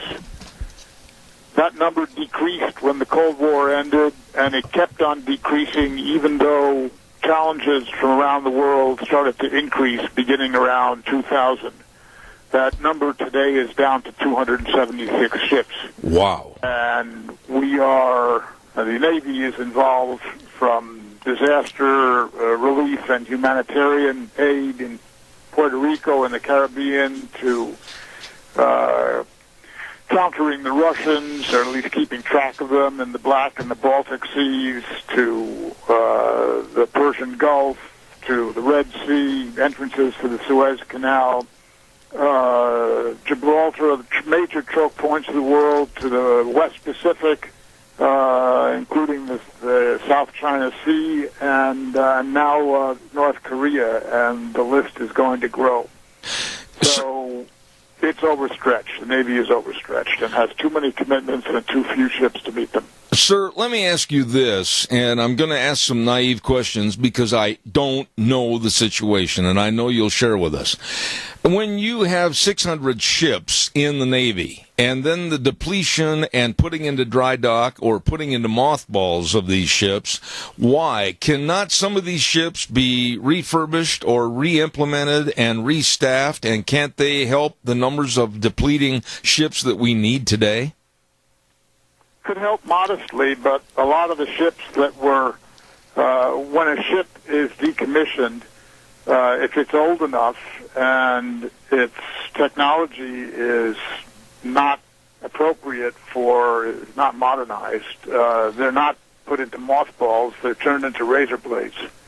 So while there are ships that could be recommissioned and brought back into service, and that's a reasonable option, it wouldn't it would not modernize the fleet, and it would not increase its numbers substantially. Okay, then let me take the other side of that nickel and go this way. What about the crews? What about the naval crews to man the increasing ships that we need? Are there people out there and available? Are there good people going to the Naval Academy? Do we have high qualified people that are getting involved? What's the status with the crews? We need more people, and the Navy needs more people. There's no doubt about it. A friend of mine who's the commanding officer of an aircraft carrier told me a few weeks ago that I asked him if he had a magic wand, what would he do to improve the ship's readiness? And he didn't say more airplanes, and he didn't say more missiles, and he didn't say more money or more fuel or more. The only thing he said was more sailors. And that's because, again, as I say, the Navy is overstretched. It's a situation that Senator McCain referred to rather succinctly a few weeks ago when he talked about sailors in the West Pacific being required to work 100 hours a week. But in answer to your question about does the Navy have qualified personnel, and especially at the Naval Academy? The Naval Academy has the best and brightest in the United States, so that's not a concern. And increasing the size of the fleet means hiring more people, more qualified people, and that's always possible. You know, sir, let me ask you this, and this is really an obvious statement, but, we're talking today, October 18th, 2017, about an increase of ships and also manpower, but all of that takes time. Time, and time is of essence when there's a breakout of world insurrection or whatever, and if you're looking for more trained people and highly trained people to do the highly trained manpower jobs that are available, we're talking, 3, 4, 5 years, aren't we? I wish. The Navy would like to increase the fleet to 355 ships, and President Trump's plan is to increase the Navy to 350 ships. There's not a large difference unless you're talking about 5 aircraft carriers, and we're not. But both those plans would be executed over 30 years. I don't think we have 30 years to wait around to increase the size of the fleet, especially with requirements increasing much faster than the fleet would grow. So that means, and that's why I wrote the book, which is the subject of the article that we're talking about here, called Sea Blindness, because I don't think that many of our fellow citizens are informed. The media doesn't cover this very much, and we just go on assuming that we have the greatest Navy in the world, and we do. There's no doubt about that. But the problem is that we're having more and more challenges as the Chinese grow their Navy, as the Russians modernize theirs, as the Iranians use asymmetric warfare to threaten our fleet in the Arabian Gulf. So there are growing problems, and I don't think we have 30 years to wait for an answer. Your title of your book, Sea Blindness, How Political Neglect is Choking American Sea Power and What to Do About It. When I did the perusal of all the information about having you on the program, those 2 words in the second subtitle really hit me in the face. Political neglect. Where did this problem start? Who really pushed the cutting back on the Navy and our ships and our manpower? Where did this all start, and why? The problem began during the Cold War. As the Cold War wound down, the fleet numbers started to decrease. And nobody paid much attention because the threats were decreasing, and everybody's hope was that the end of the superpower competition between the United States and the Soviet Union would bring about an extended period of peace. If we look around us today, it turns out to be a false hope.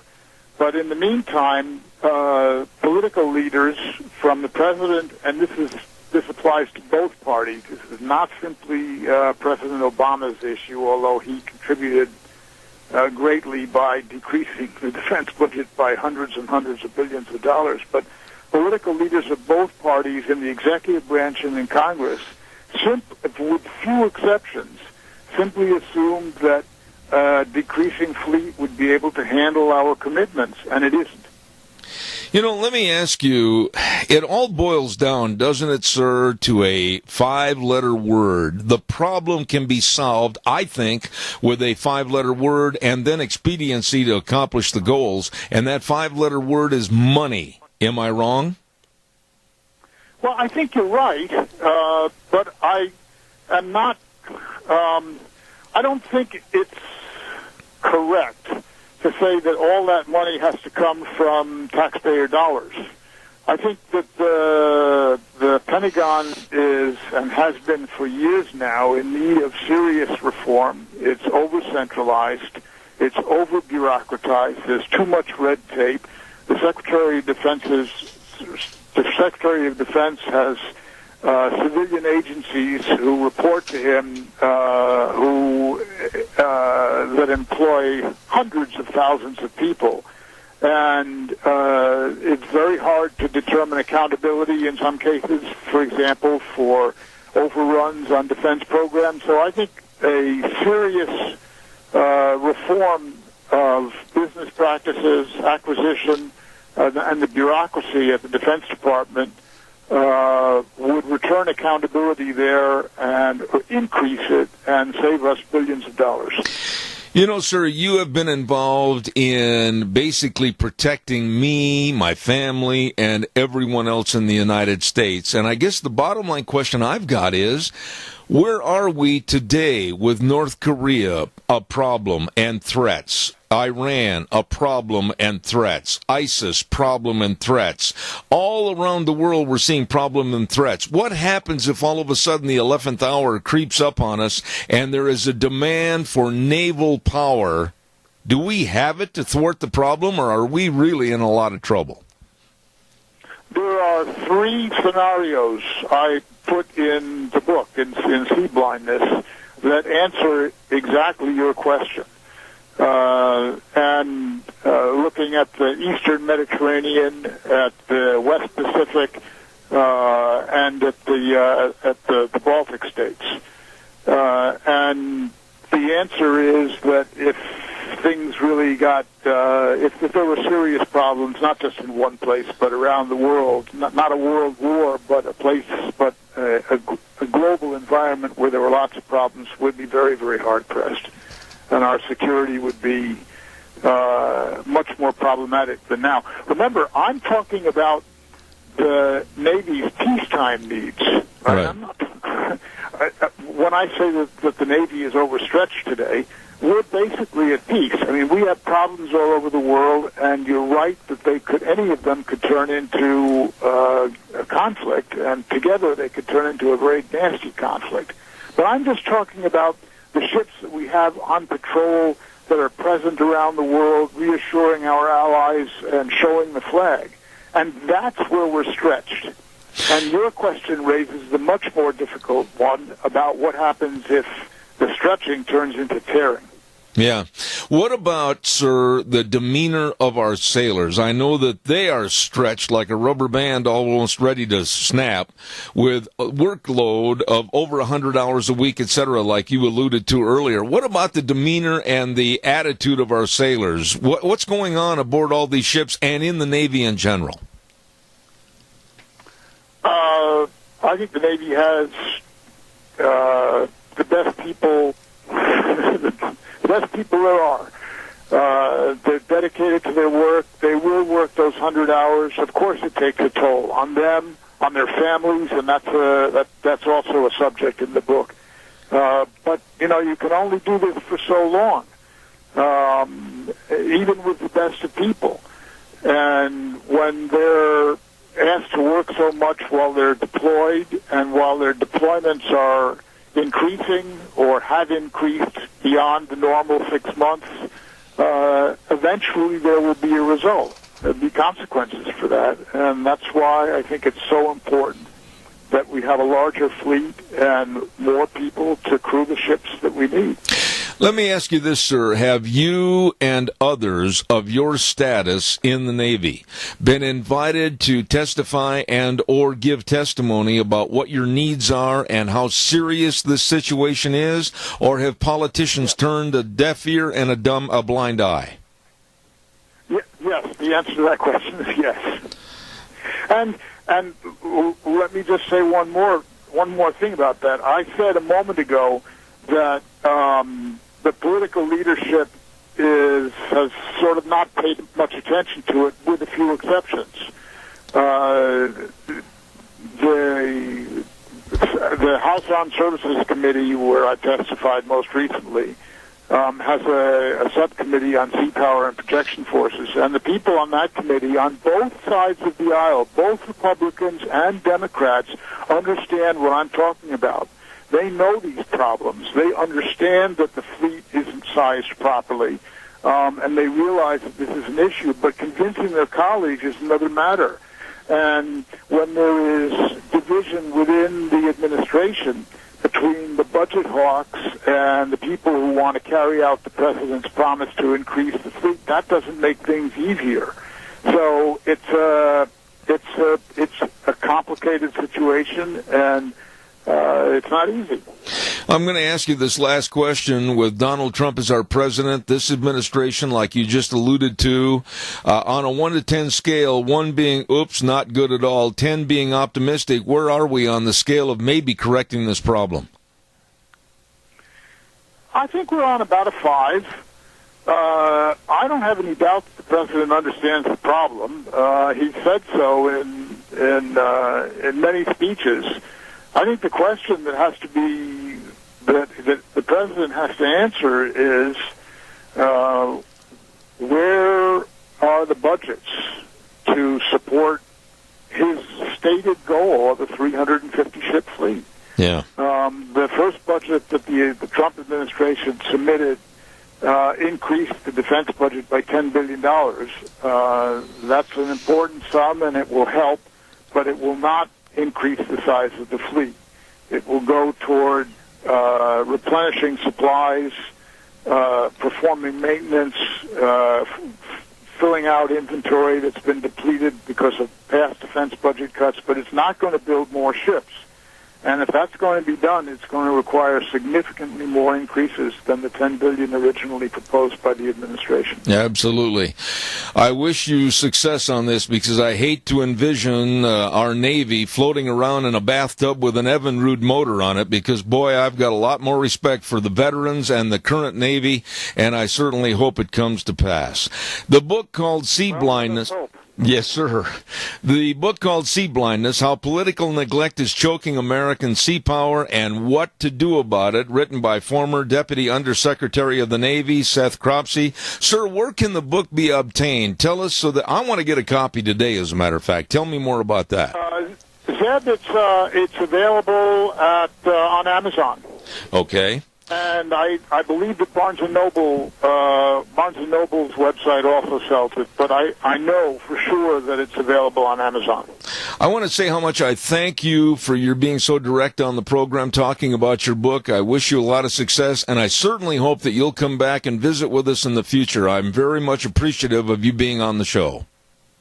It would be my pleasure, Zeb. Thank you, sir. The former Deputy Undersecretary of the United States Navy, Seth Cropsey, with his book, Sea Blindness, How Political Neglect is Choking American Sea Power and What to Do About It. Thank you so much for being on the program. Thank you, sir. Thank you, sir. And right now we're going to get a weather forecast in here. Thank you to Mr. Cropsey for being on the program. And the weather this hour brought to you by Phillips, Oakes, Goodwin, Crane and Company, CPAs, serving you for well over the last 50 years. Absolutely 2 offices to serve you, 1710 Overland and Burley and 650 5th Street in Rupert, and the very best for your taxes. And make an appointment with them today. They are good. They are knowledgeable. people, and they can help you. And don't forget, it's about time to get your 1099s and W-2s out, and also tax planning before the end of the year. So get a hold of them today, Phillips, Oaks, Goodwin, Crane, and Company. And right now, here's Gina with the weather. We have a couple more days of beautiful weather. However, as we get closer to the weekend, well, we are expecting some precipitation. Here is your weather forecast for today for Zeb at the Ranch. Beautiful, sunny skies, looking at a high of 71 as we make our way through today. Tonight, clear skies, low of 38. Tomorrow, another great one. Sunny skies, high of 72 with an overnight low of 43. I highly suggest you get your lawn work done these next 2 days, because on Friday, looks like winds are going to be picking up. We do have a 40% chance of rain showers and a high of 56. Clouds moving out for Friday night, partly cloudy, low of 33. And for Saturday, back up to mostly sunny skies and 56. That is your weather for Zeb at the Ranch. I'll tell you what, thank you, Gina. And again, I want to say thanks to some really great people I've enjoyed working with, and that's, of course, Phillips, Oaks, Goodwin, Crane, and Company. CPAs in both Burley and Rupert serving you. And the company wants to thank everybody out there for their business and wish you the very best in the future. Phillips, Oaks, Goodwin, Crane, and Company. You know, this may sound like I'm tooting my own horn a little bit. Maybe I am. I don't know. But in order to get you quality people like the former Deputy Undersecretary of the Navy and others of his ilk, it takes a little work, takes a little effort. And on behalf of my wife, who I want to thank so much for her extra work in helping me when we make the contacts with these people, and then try to arrange in their schedule to get them on my program and everything, we're doing the very best we can to keep people that are in the news on this program. We're just a small little program out of southern Idaho on a small station. And, of course, our internet service, zebbell.com, is heard all over the United States. And we do have listeners every day all over the U.S. and up in Canada and overseas even, in various foreign countries. But I just want to say thank you to you, the audience. You give us the real reason to try to get these really top-notch people on this program. Thank you very much. Calls are welcome and appreciated. 436-2244, 1-866-927-4587. While I'm waiting for your call that I know is coming in, I want to remind you about Autumn Haven Assisted Living Center at 924 Christian Way in Rupert. They are the only assisted living facility located in Rupert. And you know what? They're a small facility, but you know, they offer more one-on-one care. Especially important to you for your loved ones, that one-on-one care. And they make every effort to make Autumn Haven the best place. And the residents and the staff at Autumn Haven are urging families to bring their children by Autumn Haven for trick-or-treat on Halloween. Boy, the people over there would just love that. So be sure and put that on your calendar. Don't forget, Autumn Haven Assisted Living Center. They're small compared to some, but with a bigger heart than most. Okay, your turn. Call me. I want to get you on the air. 436-2244, 1-866-927-4587. Good morning, caller. Thank you. Good morning, Zeb. Yes, sir. This is Clarence. Yes, sir. Calling in to tell you that, hey, we appreciate what you're doing. You may figure it's just a small station, a small help, but you're big help. And you really, really helped out the people's voice. Coming back to building up our Navy and so forth, I kind of maybe thought, what's your thoughts about bringing the draft back in? You know, it's really interesting that you should mention that to me this morning, because Deanna and I were just talking about that a couple of days ago. And I think one of the ways, maybe you won't agree with this, but this is my feeling, one of the ways that we can re-implement a sense of respect with our young people is to have them serve. Like in days of old with the draft, I think that is a way to really install a feeling of God bless America and how you can love your country for what it is and not what the liberal left wants you to think it is. I am in favor of it, and I would not mind at all in seeing it happen again. what I've often thought, and I think it would help. I think it'd help a bunch all the way around. I mean, we got so many young guys out there that really they have no life other than laying around and waiting to see what kind of a handout they can get. And I feel that if we could put them on the draft, I think it would advance them, get them in the service, and also take these whiner NFL ball players and show them what it's like to go out there and try to protect this country so they can continue playing ball. It might give them a little different attitude than what they have. You summed up everything that I believe in a very short paragraph, and God bless you for your thoughts. I think you're spot on, sir, and thank you for your call. You betcha, Zab, and you keep up the good work. All right, sir. You are a big station, whether you know it or not. All right, sir. Thank you very, very much. To this country. Thank you. God bless, bud. Thank you very much. That was very nice of that man to call. I appreciate that. I know I'll take some heat over that, but I would really support the draft being re-implemented in this country. And I'll argue this with anybody. I think it would be a great way to create a better patriotism pattern, if you will, for the younger generation to really appreciate what we have, what we've done, and where we are. Want to remind you, too, that we're going to have Lunch Bunch tomorrow at 11:30 at Denny's Restaurant, America's Diner. Don't forget to be there, and we've got a lot of door prizes to give away. Oh, yes, we've got door prizes, gift certificates from Walmart and Smith's Food King and Hanson Mortuary and Doug Martin and Denny's. Oh, my goodness. Just come on down and we'll have some fun. We eat together and share some laughs together and just have a good time at Denny's Restaurant, America's Diner, Zeb's Lunch Bunch, tomorrow at 11:30. I'm going to have to hurry to get down there, but we'll see you there. Let's see what else have I got cooking here. Oh, real quick, I got to get this in. The Rupert Square Trunk or Treat is going to be on Halloween on the square from 6:30 to 9, and it's providing a safe and family-friendly environment for all the community to have children go and enjoy all the Halloween festivities. And for donations or to participate in the Rupert Square Trunk or Treat, call 434-2757 or 312-2785. The Rupert Square Trunk or Treat Halloween. Going to be a lot of fun.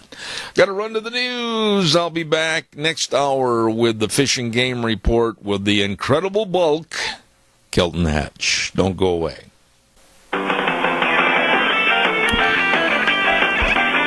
Oh, my, oh, my, oh, my. Look outside. Another great Indian summer day, and we're enjoying it. Zeb at the Ranch. I'm Zeb Bell with our major sponsor, your Magic Valley Les Schwab Tire Centers. All 7 locations serving you. And a big fall tire sale going on.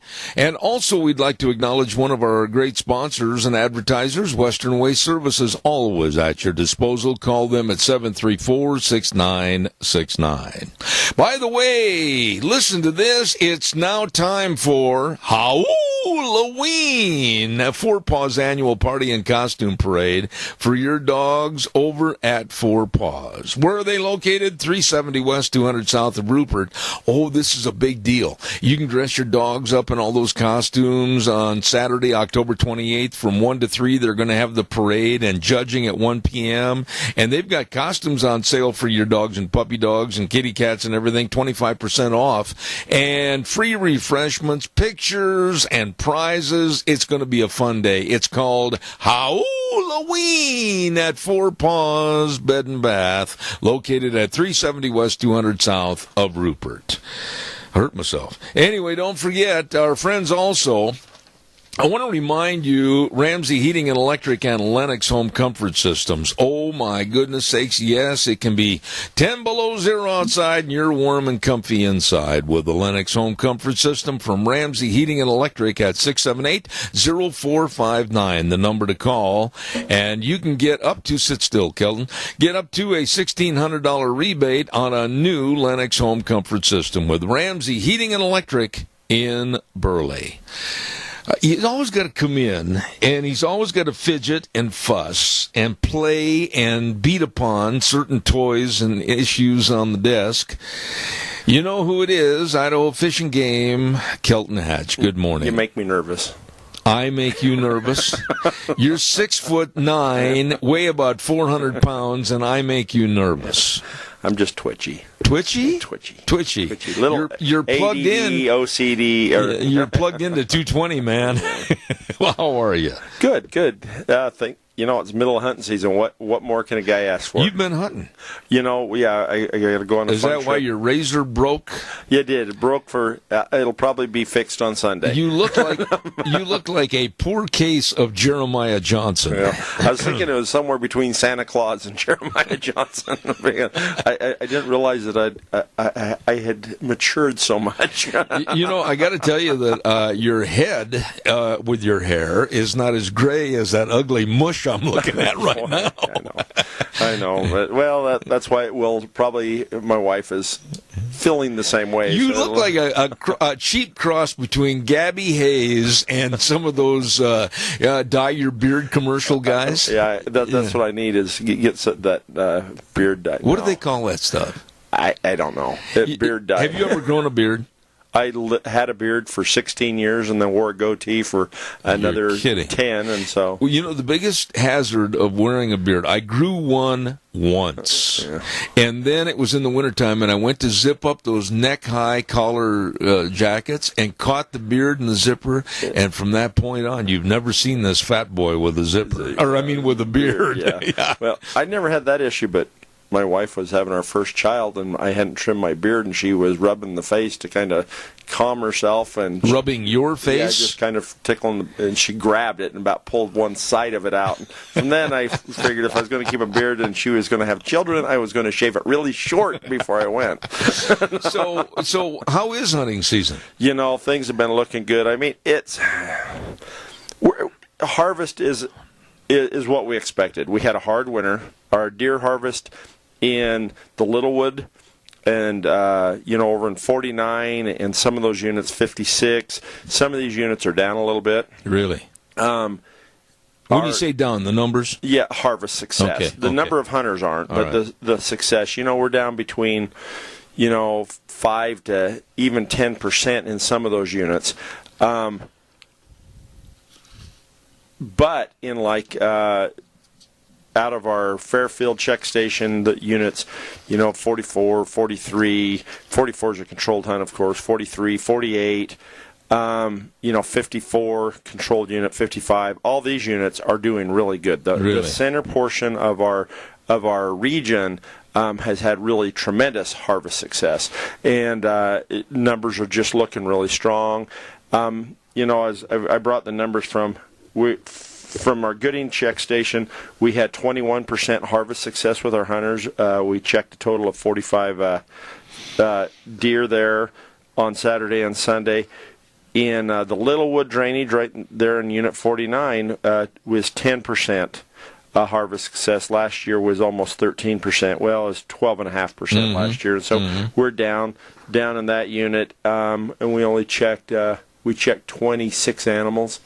And then in the Shoshone check station, which used to be the Timmerman check station, we moved it down by nearer Shoshone. It usually brings in mostly Unit 48 and some 49 hunters. We're at 14%, 14.6, and last year was at 26%. Now, so that was our biggest drop. Where do you have for up here in units 54 and 55? You've got a check station on Rock Creek Road. We do Rock Creek. But you don't do anything over in this 55, area. We do some in enforcement. I see.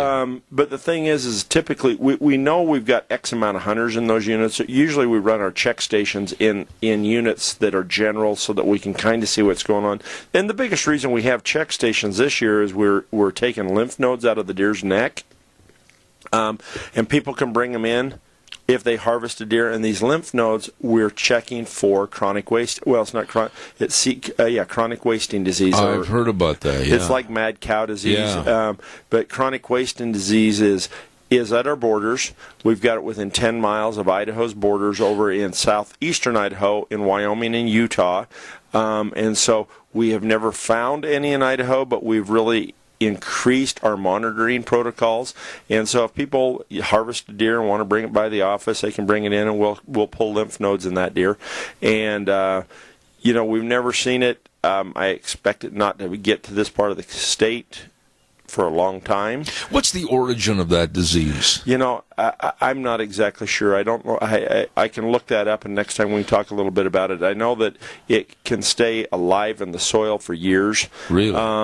Is it It's a spinal column brain disease, and so people are still eating the deer. There's not an issue as long as you stay away from brain and spinal column and things like that. You don't want your oxtail soup or something like that made out of the spine. But it's. I know that the Midwest and back east has been dealing with it for years. Yeah.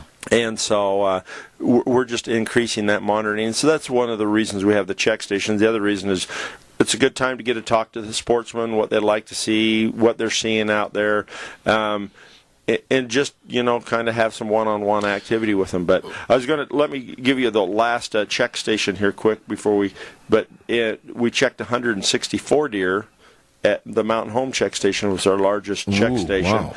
And we ran 753 hunters through there, and so it was pretty much the same as last year. Isn't that Mountain Home checking station, correct me if I'm wrong on my information, but isn't that fairly close to where the region was that had the severe fires a couple of years ago? Well, it was where we run this check station. We used to run it closer to Mountain Home. Now we actually run it on the Featherville Pine Gotcha. turnoff road, off of Highway 20 there. Okay. And, we had a lot of happy hunters coming through there, but it was good. I got to talk to over 700 and some odd hunters. Wow. Because I was working the Timmerman, and it was just good to get to visit with some of those folks. Absolutely. We've got a caller with a question.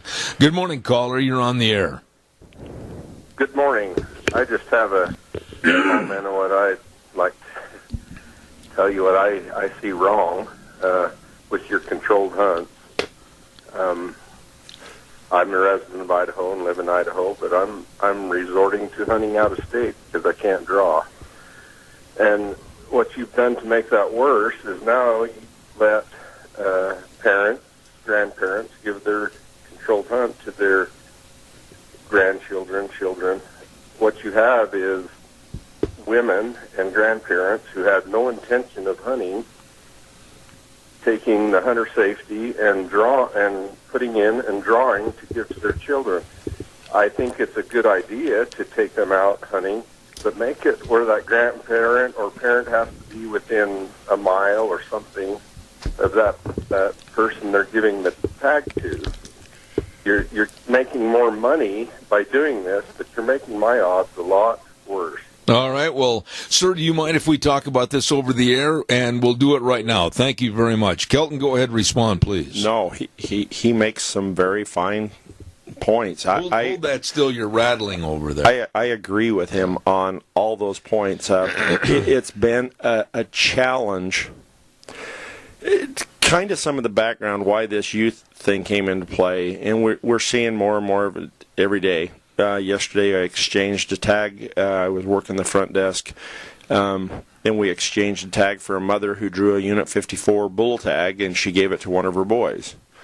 And I see the point. It has increased drawing odds. We don't have a point system. The point system is kind of a two-edged sword. It works really well if a person hunts a lot of states. Yeah. So, like, if we had a point system and jumped in like Nevada and Utah, a person could buy points every year, and then they could basically schedule what state they would hunt in what year. Yeah, but isn't the problem really being exacerbated when the answer is pretty simple? If you're the person that drew, you're the person that drew. That's it, plain and simple. It is, and it's tough because, I mean, I put in for 15 years to draw a sheep tag, put in for the same unit, finally drew it. Then the next year, one of the reasons I don't like the point system is because, like, I drew that sheep tag, and it took me 15 years. In other states, I had 15 points, and it was still 0.01% chance of drawing because everybody in town had points. And so it really, it's a tough deal because we're losing our youth from hunting, and that's how some of this has come to pass. Your and I generation's starting to get a little older. Oh, really? Yeah. I hadn't noticed. And some of us forget to buy permits and applications for the first draw. Thank you. And so we're trying to replace those hunters with youth, and we're failing because we're not going to be able to replace the number of hunters that we have now with the youth because they're just not finding the interest in it. But the man was 100% right. He had 100%. Every point, I think, very well laid out. And quite frankly, I think he is being prejudiced against because of the way it's set up. And I would agree. Yeah. What I would like to see is this gentleman, I don't know what part of the state he lives in, but if he could show up at our sportsmen's meetings and stuff like that, whenever we have comments on the website, the way things get changed is we have to have a voice. I mean, we try to run this very democratically, and the people that want things, we know the number of animals we need to harvest. Right. And we try to set those numbers. Then we try to go to these public meetings and have people come up with the ways. Things might not change tomorrow, but if we can get enough voices moving this direction, I could see things changing. That's the reason they changed this way, is because we had a lot of people that got together and they wanted to have more opportunity for youth. It's a tough deal. We have a limited resource. I've never drawn a controlled deer tag in my entire career, and I've killed 30-plus deer. I hunt general hunts. My youngest son is 17. He's killed, I'm trying to think, 5 or 6 deer. He's killed a deer every year since. Never drawn a controlled hunt tag. We hunt generals. A lot of people want these controlled hunt tags because there is better opportunity to kill big animals. Yeah. The thing that's going to exacerbate all of this next year is going to kill our our trophy species, deer, elk, moose, sheep, and goat, is next year because of the cost of writing checks back to all the sportsmen that applied, because before you had to pay, it cost you $186, I think it was, to apply for moose, sheep, or goat. Right. Next year it's $6.50. Really? And then once you draw it, then you go buy your tag, because that way we don't have to cut all those checks and send it back to each other. Oh. Everybody, I'm afraid that our drawing odds are going to go to heck in a handbasket, just because now people don't have to come up with that $200 up front first. And some people are saying, well, it's fair because then everybody can apply, and if they draw, they can save some money to be able to buy that tag and purchase it. But I always felt you could throw that money up front. And I was a little interested when you were mentioning a moment ago about the harvest and the deer, the elk, etc. What about the moose situation up south in the? We got a lot of moose. I have heard so many people that have been up there as of recently and said, "Wow, they couldn't believe the amount of moose they saw." Whereabouts is the problem, and are the numbers to the point where you might increase the harvest for next year? It's it's a tough deal because it's really hard to count moose. When you're... Why? They're pretty doggone big. Okay, now you go down and get in a helicopter and you fly every inch a Unit 54 and tell me exactly how many moose I have in there. Well, if you're going to tell me that you can get in a helicopter or airplane and you can count the deer, why can't you count the moose? Because deer run in herds. Moose run in big moose by themselves, and they live in the timber. They run a big moose by themselves. Yeah, I mean, where did you graduate from college, by the way? Let me be. I hadn't better say any of them. I'll get. But it's just hard to get a solid number on it. I would assume. Right now, we're killing roughly 5 bulls down there a year because almost every super tag comes into Unit 54. Right up here. Right up here. Because, and so we only put one moose tag in there for somebody to draw because we had so much harvest. We've still got so many moose up there. I don't know. There's two things. Maybe we should increase that. One tag can go to the northern part of the state. One of the super tags can go to the southern part of the state. One of the super tags can go to the eastern part of the state, and the other super tag can go to the western part of the state. And then they can only hunt in those units. That way we could offer more tags down there. And yeah, we could support 5 or 6 draw if we only had one super down there. But we're really monitoring antler size. And that's how we're determining. I mean, if we start killing, just 36-inch bulls instead of the 50-inch bulls that we're killing all the time down there now, we'll know that we're impacting the adult population, and we may be getting to the point here that we could even offer a cow hunt down there just because. But it's a new herd. It's been here for 10, 15 years. It's growing like wildfire. Yeah. And so we're just trying to keep our eyes on it because we want to keep that a very productive herd down there, but we also want to have any excess that we can give to the sportsmen to harvest. Let me ask you this. With the deer hunters up there and the elk hunters up there and hunters in general, have they had any conflicts with some of the moose up there? Well, none that I've heard of. But, I mean, it's interesting because everybody's going, well, all the elk hunters come through the check station. Well, we never saw any elk. All we saw was deer or moose.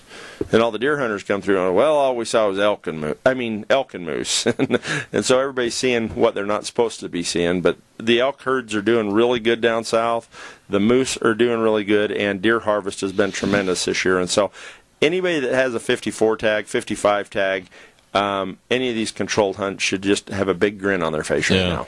What about, you got a next little sentence here that really makes me wake up and smell the coffee. Be careful when hunting, accidents. What have you had for reports? Well, I have a rough time even talking about the one. Both of these are friends of mine. One of them was up hunting. He's not very horse savvy, but he was up with his buddy up in 36. Leading a horse along on a really steep slope, frozen, icy, snow-covered, loses his footing, falls. The horse kind of shies back, loses its footing, rolls off the side of the mountain, and it kills his horse. Oh, my goodness. Beat him up, broke his rifle, broke the saddle in half, and they had to dispatch the horse because it had broke it up so bad. Oh, my goodness. He's lucky he could get out. Really? Another friend of mine's up in Unit 49. There is last Saturday. They're headed up into the hills, walking down the trail, snowy, icy, whole 9 yards. Guy's not in as good a shape as he should have been. The buddy that he is hunting with stops on a area. Says, we'd better turn around. This trail's just too treacherous for us this morning under the conditions. Turns around. His buddy turns around, loses his footing, slides down 12 foot. Hooks his feet and does a header into a creek and breaks his femur. Oh, no. Up in the mountains, and so they had a call. He drug him out of the creek early in the morning. Now, where was this? Up in Copper Creek, out by Mormon Hill, up in the Littlewood drainage. And so they had to get him warmed up because, it's a little bit chilly. In the water. Yeah, falling in the water, get him warmed up, get his legs splinted. And so it really came to mind when I was reading, talking to my friends and stuff. We really take things for granted out there because, I'm an experienced outdoorsman. Nothing's going to happen to me, Well, you need to be prepared. I've outfitting.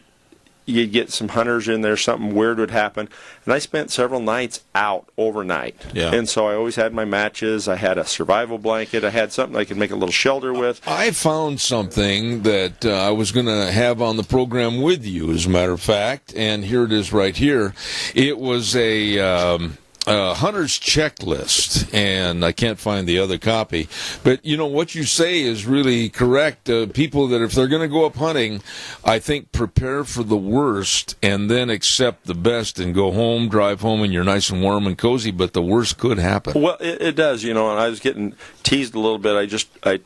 We floated the Middle Fork deer hunting and elk hunting with my son and was on the river for 5-6 days, and I tie the boat up twice. There's 2 lines. Or I tie the rope, and then I tie the rope again. Everything needs to be duplicated, because if you lose your boat up on the Middle Fork, you got a long hike out. I was going to say, miles. You don't want to lose your boat. But then the thing is you also want to make sure your life vest is tight. And you want to make sure that when you're doing these things that you're prepared. You hit it right on the head. Prepare for the worst.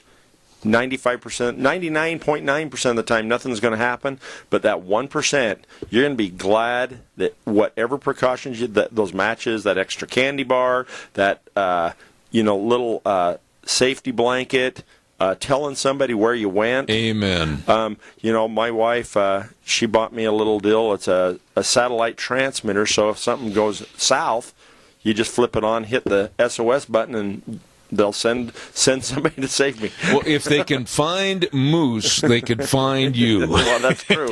And so, especially with a little beeper going beep beep. Here I am. I'm on this cliff edge. But you can go buy at sporting stores, whether it's Sportsman's Warehouse, wherever. You can buy those little survival kits, and they're not big, they're not bulky. They fit right into your backpack or your pocket or whatever. Yep. And they're well worth the money. They are, and it's just always good to be safe out there. And, I know it's not a law in the state of Idaho to wear hunter orange, but...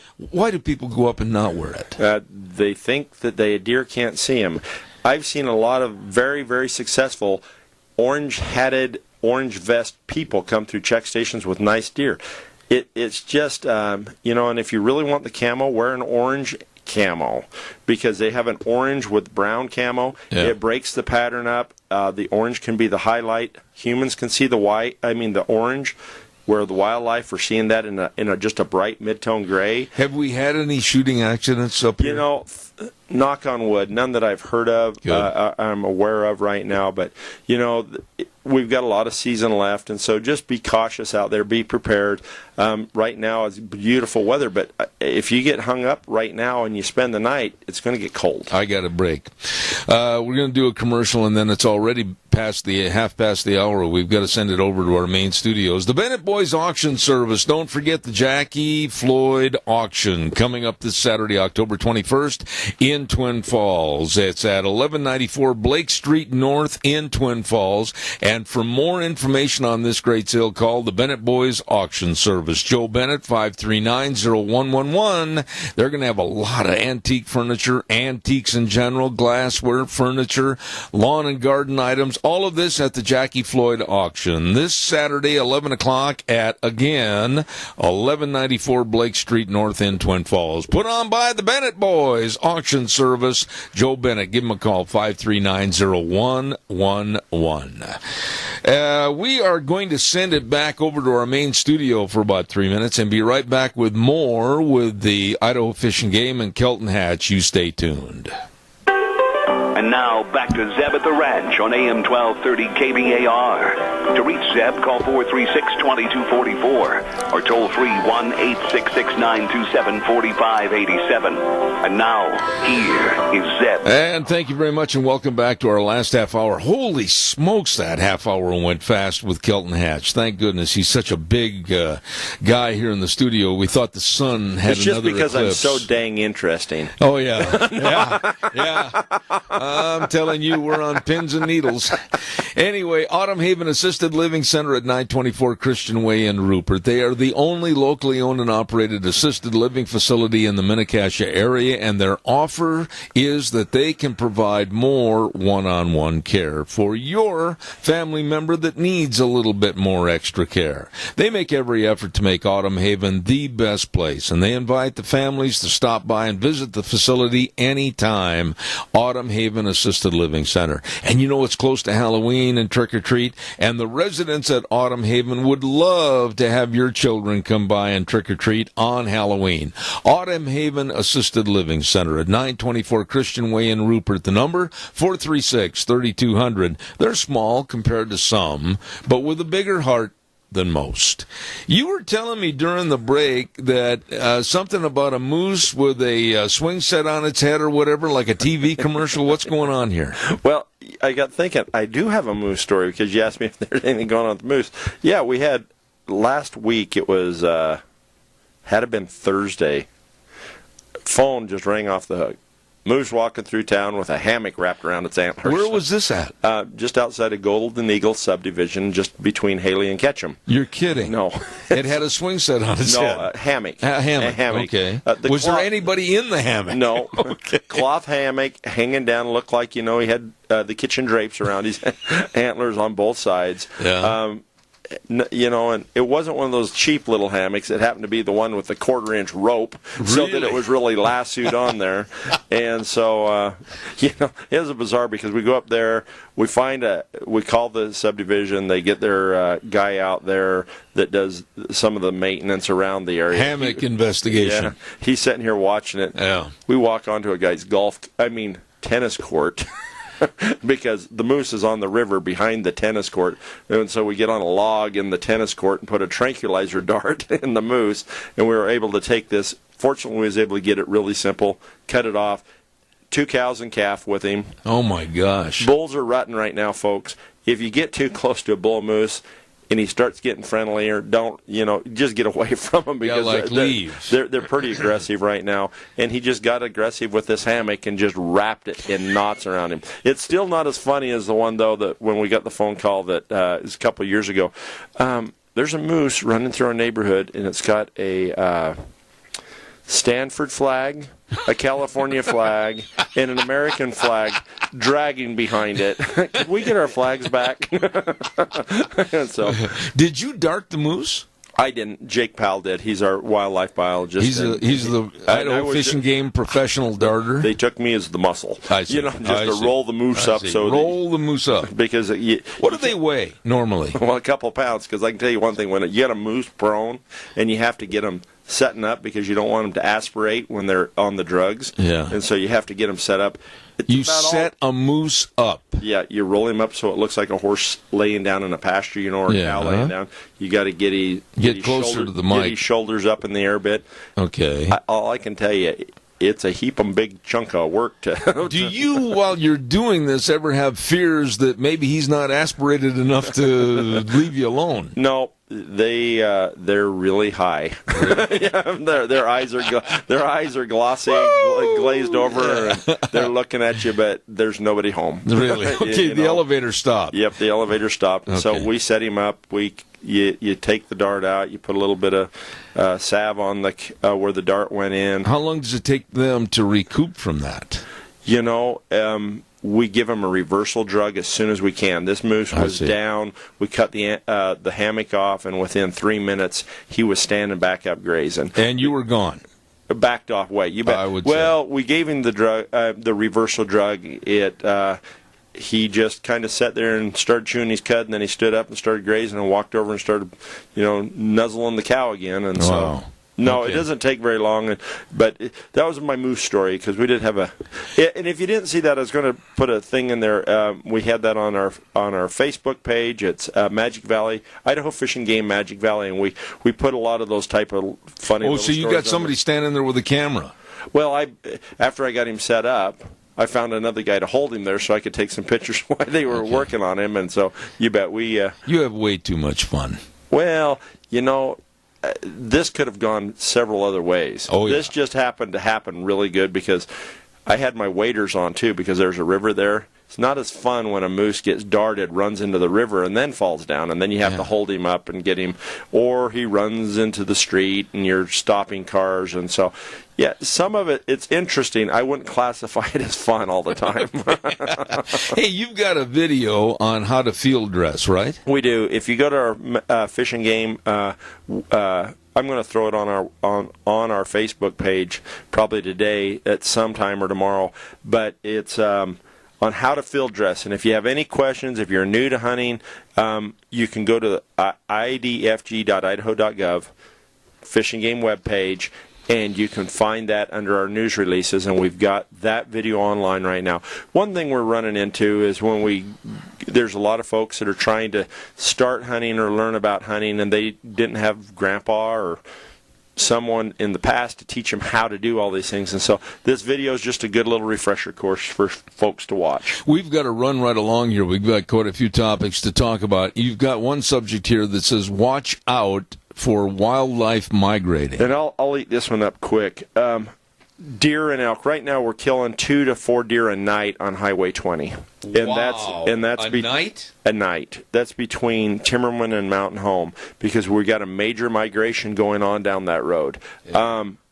It's happening everywhere. The migration, these deer and elk are starting to get ready to move to their winter ranges. Ooh. We don't see it as bad around here, but we do have a ton of critters out in the ag fields right now. Corn's getting cut. I don't hardly drive home at night that I don't see deer moving through fields around here. Just slow down, be aware.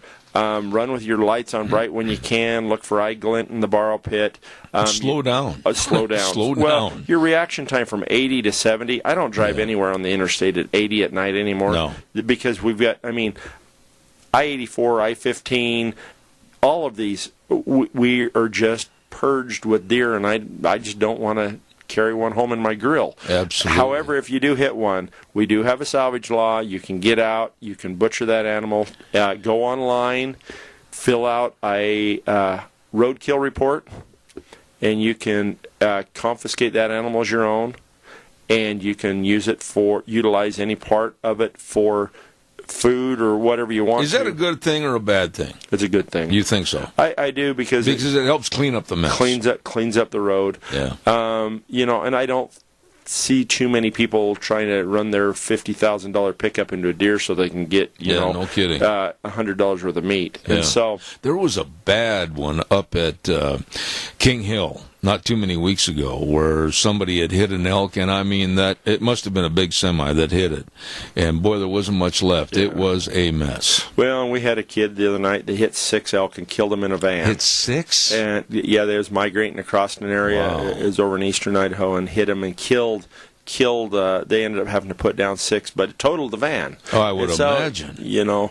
Kids don't be driving fast after dates going home. There you go. Slow down. And so just be cautious with that. Okay, what's this deal here about caught in the act of doing good? Well, I know you've never had that happen to you. Well, I was thinking about that for you.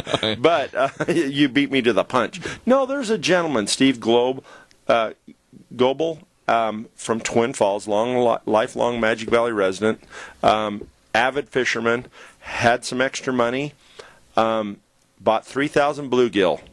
What? And 2 inches, averaging about 2 inches, and stocked them in some of our new fishing ponds. We were having a rough time finding bluegill. We didn't have the funding for them, and he just wanted to do something nice so that he had a place for his grandkids. Really? And so he went to a private commercial real guy and that raises bluegill, had them shipped here, and he took them and planted them in the Riley ponds. And so I just thought, hey, let's give him a shout out. Absolutely. We give people, if you guys see somebody that's doing something good for wildlife, please get a hold of me. We have these coins that are made up. It's called Caught in the Act of Doing Good. And the picture on this nice silver coin, it was minted over here in Hagerman. Yeah. By this gentleman that he makes those type of things for us, but it's got a old cowboy holding a little bird that he's putting into a nest. Oh no, that's nice. It's cute. And then on the other side, it's called Caught in the Act of Doing Good. And we try to give these coins out to folks that we see that are doing positive things for Idaho wildlife. Bluegill. Now, I used to catch a lot of bluegill back in Wisconsin. It was a panfish, along with the crappies, etc. Great kids fish. What's a little 2-inch bluegill worth, and how quick will they grow? I don't know, but next year they'll probably be catchable because these ponds were vacant, and they can grow really, really quick with the right proper feed. They're very, very prolific, and so they'll have lots of offspring hopefully next spring. And so, this will be a great jump start to those ponds, and it will offer a lifetime of fishing to a lot of kids in the Magic Valley. Remember a couple of months ago, I think it was back in August or July, you and I were talking about things getting into Murtaugh Lake. And we were talking about some really, really big fish that were over there. And you mentioned it on the air that there were 3 sturgeon in Murtaugh Lake. And I've had many, many people say when I've mentioned that to them, oh, there's no sturgeon in Murtaugh Lake. Are they still there? We get them. It's just amazing. I wouldn't be surprised if one was in the irrigation canal somewhere. And when they shut water off, we end up having a sturgeon dried up somewhere because they get into that system. Right now we have a salvage on them, not for sportsmen, but for us. So if you guys find a sturgeon in one of these irrigation canals as things are going down, please give us a holler. We'll try to go over and capture that critter before it dies in the system and get it transplanted back to an area that it can survive. Oh, my goodness. Are they going to drain Myrtle Lake this year or leave it for the recharge? You know, that's completely up to the irrigation boys, and I'm guessing they'll probably... I think we got pretty good water this year, and they've kept it full the last few years, and the waterfowl hunters have loved it. Yeah, okay. That's why your house is speckled, because of all the geese flying over. Oh, you're not kidding. Don't look up, and do not stand there with your mouth open. That's why you wear a big hat. There you go.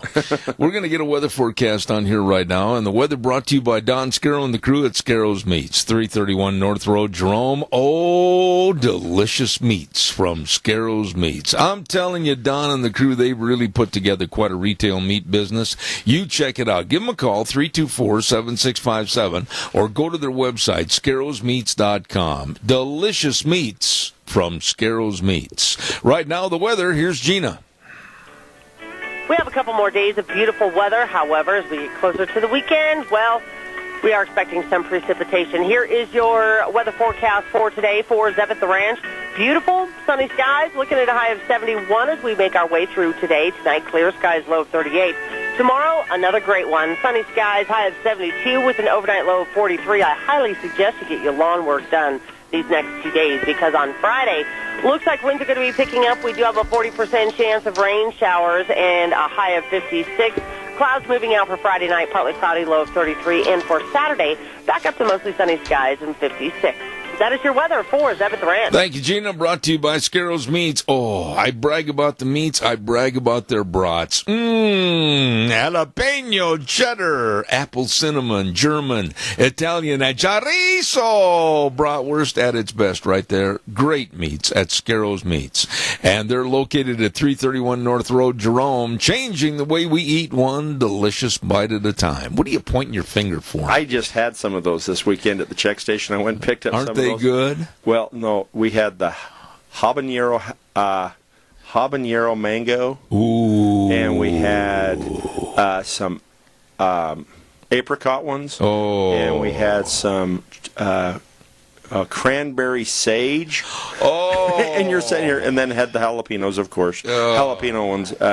Just delicious. Light up your life. And they weren't hot. No, but they're delicious. They're delicious. Yes, buggers. they are. Steelhead harvest is open. It is, and this has been so controversial. They ended up deciding to open a steelhead season this year. For the full details, I'm not going to give you all the ins and outs, just the rough basics. You know, it's open on the Salmon River, it's open on the Clearwater Rivers and on the Snake River. It opened on the 15th, 2 fish a day, none over 28 inches. And the reason we put that on there is even if they're missing the adipose fin, if it's over 28 inches, it's just none of these fish can be over 28 inches. And so that's to help protect the bee run. On the which are our bigger fish. Yeah. Numbers are down. A lot of people say, you shouldn't have a season at all because the numbers are down so low. We've only got, what did they say? They're expecting about 52,000 into the system. 37,000 of those are hatchery fish. About 22,000 are available for harvest that we don't need for to support our hatcheries. People have been upset, well, you guys need to have a catch and release. You shouldn't be harvesting them because they're on the brink. And it's like, these are hatchery fish that we don't need in the system. We only need X amount to reproduce in our hatcheries. Sportsmen have the right to catch these roughly 22,000 fish because they're not going to help the overall production of steelhead because we keep all these hatchery ones and we strip the eggs from them when they get into the system, and we proliferate them and haul them back out and release them for the next time. Just had a really bad return this year. And these are fish that we want sportsmen to be able to utilize. And so that's why they open the season. I don't know how long it's going to be open. I know they'll be watching it closely. It's 2 fish a day, and I can't remember how many is in but possession. Nothing over 28 inches. And so, but go to the Fish and Game webpage. You can look at that, and it should be pretty. I mean, it's not huge numbers, but what's better than just getting out in this time of year? It's Amen. Just, I mean, look at this weather. 62 degrees today, Yeah, 58 beautiful. degrees. Gorgeous, sun shining. Get out and enjoy it. Absolutely. What's this on the bottom? It says new coho record. Well, we did open a coho season, and it's a catch and release only. And we have the new catch and release records, and so book, and so we got Idaho catch and release records. The guy caught a the size 33 pounds, 4 ounces. Wow. How long was it? It doesn't have the length. Oh. But that's the new state coho record. So if you catch one of these big fish and you're just a catch and release guy, what you need to do is you need to take a picture of it. You need to have a tape measure by it when you take the picture of it so we can see how long it is. Well, you don't have it on that sheet. I know. How can it be a record if you don't have the length? Well, they weighed it. Well, yeah, but it could be a short, fat, stubby thing. Describing me now, Zeb. No, and so, but usually we take the picture, and you can get a weight, but just you want to be able to turn them loose alive. You know, I want to go back for a few minutes and talk about the hunting trip that you just had when you floated down the Middle Fork, right? It was awesome. It was just you fun. And your son went, right? We did. A couple of buddies. And a couple of buddies floated, and some of the things that you were telling me about staying wet all the time with your feet in the river and everything, that does not sound like fun to me. You know, I never saw only like 2 other people the entire trip. If Really? I can be somewhere, anywhere in Idaho during hunting season and not see people, I'm having a good time. You don't like people very well. I like people at a distance, and I do. I enjoy talking and working with people. But when I'm out doing that type of thing, going out, and it was fun just to get that. You know, Zeb, the whole thing is where else. You know, I've had people say, well, hunting's a waste of time. The money, there's not enough money. You can buy more beef than you can, if you don't buy the rifle and the gas and the 4-wheel drive and stuff. And I go, this is about raising kids to me. This is about developing friendships. Take your son and you get to spend 5 days unplugged. Yep. That's awesome. Well, as long as you're getting along. I mean, if they're ticked off at you, it might not be that fun. Well, I can honestly say, and we talked about this the year before last when I drew up in the South Hills, and it's not the actual pulling of the trigger. It's not the actual waiting on a hillside trying to find that big buck. Oh, no. It's actually the camaraderie and the fellowship and the family of sitting around the campfire and just absolutely enjoying each other's company. No radio, no TV, no newspaper. That's the part I like the best. Sitting there telling lies, drinking cocoa, and just enjoying the evening. And my little girl, she's married now, and she's coming home to go hunting. Really? She can't wait to get things so we're still trying to figure out something with her new job and her husband's schedule so that we can. He's never been a hunter, never been hunting. What does he do? They're insurance folk. They do. I see. Well, he's actually. You don't even know what your son-in-law does? He's an actuary. It's a tough word. Well, yeah, I know. You graduated from Utah State, didn't you? Yes, I did. But actuary, I didn't. I was blissfully ignorant of what an actuary even existed. This morning, I had. He's an actuary. I got to share this with you in case you didn't hear it this morning. But you know who Alex Karras was. Yes. Great All-Pro for the Detroit Lions. Okay, he went to the University of Iowa. All right, remember that? Yeah. This is what he said in a quote, and I found this. I never graduated from Iowa, but I was only there for 2 terms. Truman's and Eisenhower's. Wait, that was my schedule. It wasn't that long ago, but mine was Bush and Bush. There you go. No, but going back to the hunting, actually, I enjoy the camaraderie a lot more than I do the actual hunt. Yeah, it's fun. Just sit around and enjoy.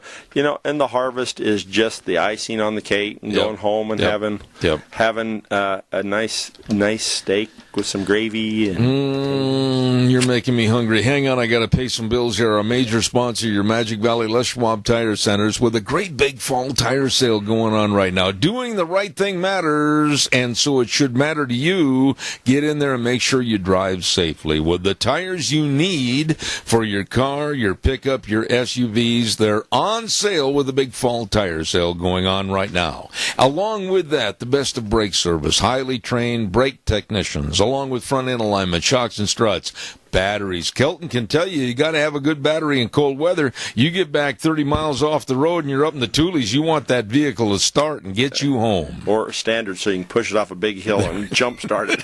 But anyway, you be sure and stop in and see Lane and Rupert, Dave on Blue Lakes and Twin, Mike and Buell, Mike and Jerome, the Twist family in Paul, along with Daniel on Pauline and Twin Falls, and Randy on Overland in Burley. The best. That reminds me your of another Magic story. Valley Les Schwab Tire Centers. Don't interrupt my commercial. They pay the bills. Another story on selling batteries. Oh, okay. I ran into some guys out in the middle of the Waihi Desert. Nearest cell service, 22 miles. Their battery's dead. Oh, do you have jumper cables? We've been here for 14 hours. True story. I've had that happen. Next month, November already. We're going to be talking about Turkey Day. Your favorite holiday. I love Turkey Day. You do? I do. Are you going to catch a wild turkey this year? I've got one. Not in the freezer. the ones in the bottle. I'm talking about the live ones. I've got one in the freezer. You do? That you shot? I did. Really? And so, yep, he's going to go. If he lasts that long, I may have to buy me another one just so that I can. How big a turkey do you buy for your family? One that fits in the smoker. Really? I smoke a turkey every year, and the kids love it. And you've never invited me. We spent Thanksgiving alone, and you're... If I'd have known that, I'd invited you. Really? Past tense. Past tense. Thank you. All right, ladies and gentlemen, the Idaho Fish and Game Report with Kelton Hatch. And any final words of wisdom, which from you would be a real... that'd be an experience. Hey, there's a lot of wisdom that comes from here. Yeah, you're from Utah State. Go Wags. Hey, we got the wagon wheel. Okay. And we're doing well this year. All right. Real quick. Just get out and have fun. Enjoy. If you're not a hunter, go angling. Just get out and enjoy this weather. I mean, you got a long winter coming up. Might as well enjoy it. Thanks, Kelton. Appreciate it. That's it for today. We're going to wrap it up, put it back in the box until tomorrow morning at 8:06. Zeb at the Ranch, and we urge you to tune in at 8:06 to 11 tomorrow for more of all our great guests and topics. Thank you so much, and God bless you and your family today, where we always say the way things were are the way things ought to be. See you tomorrow morning.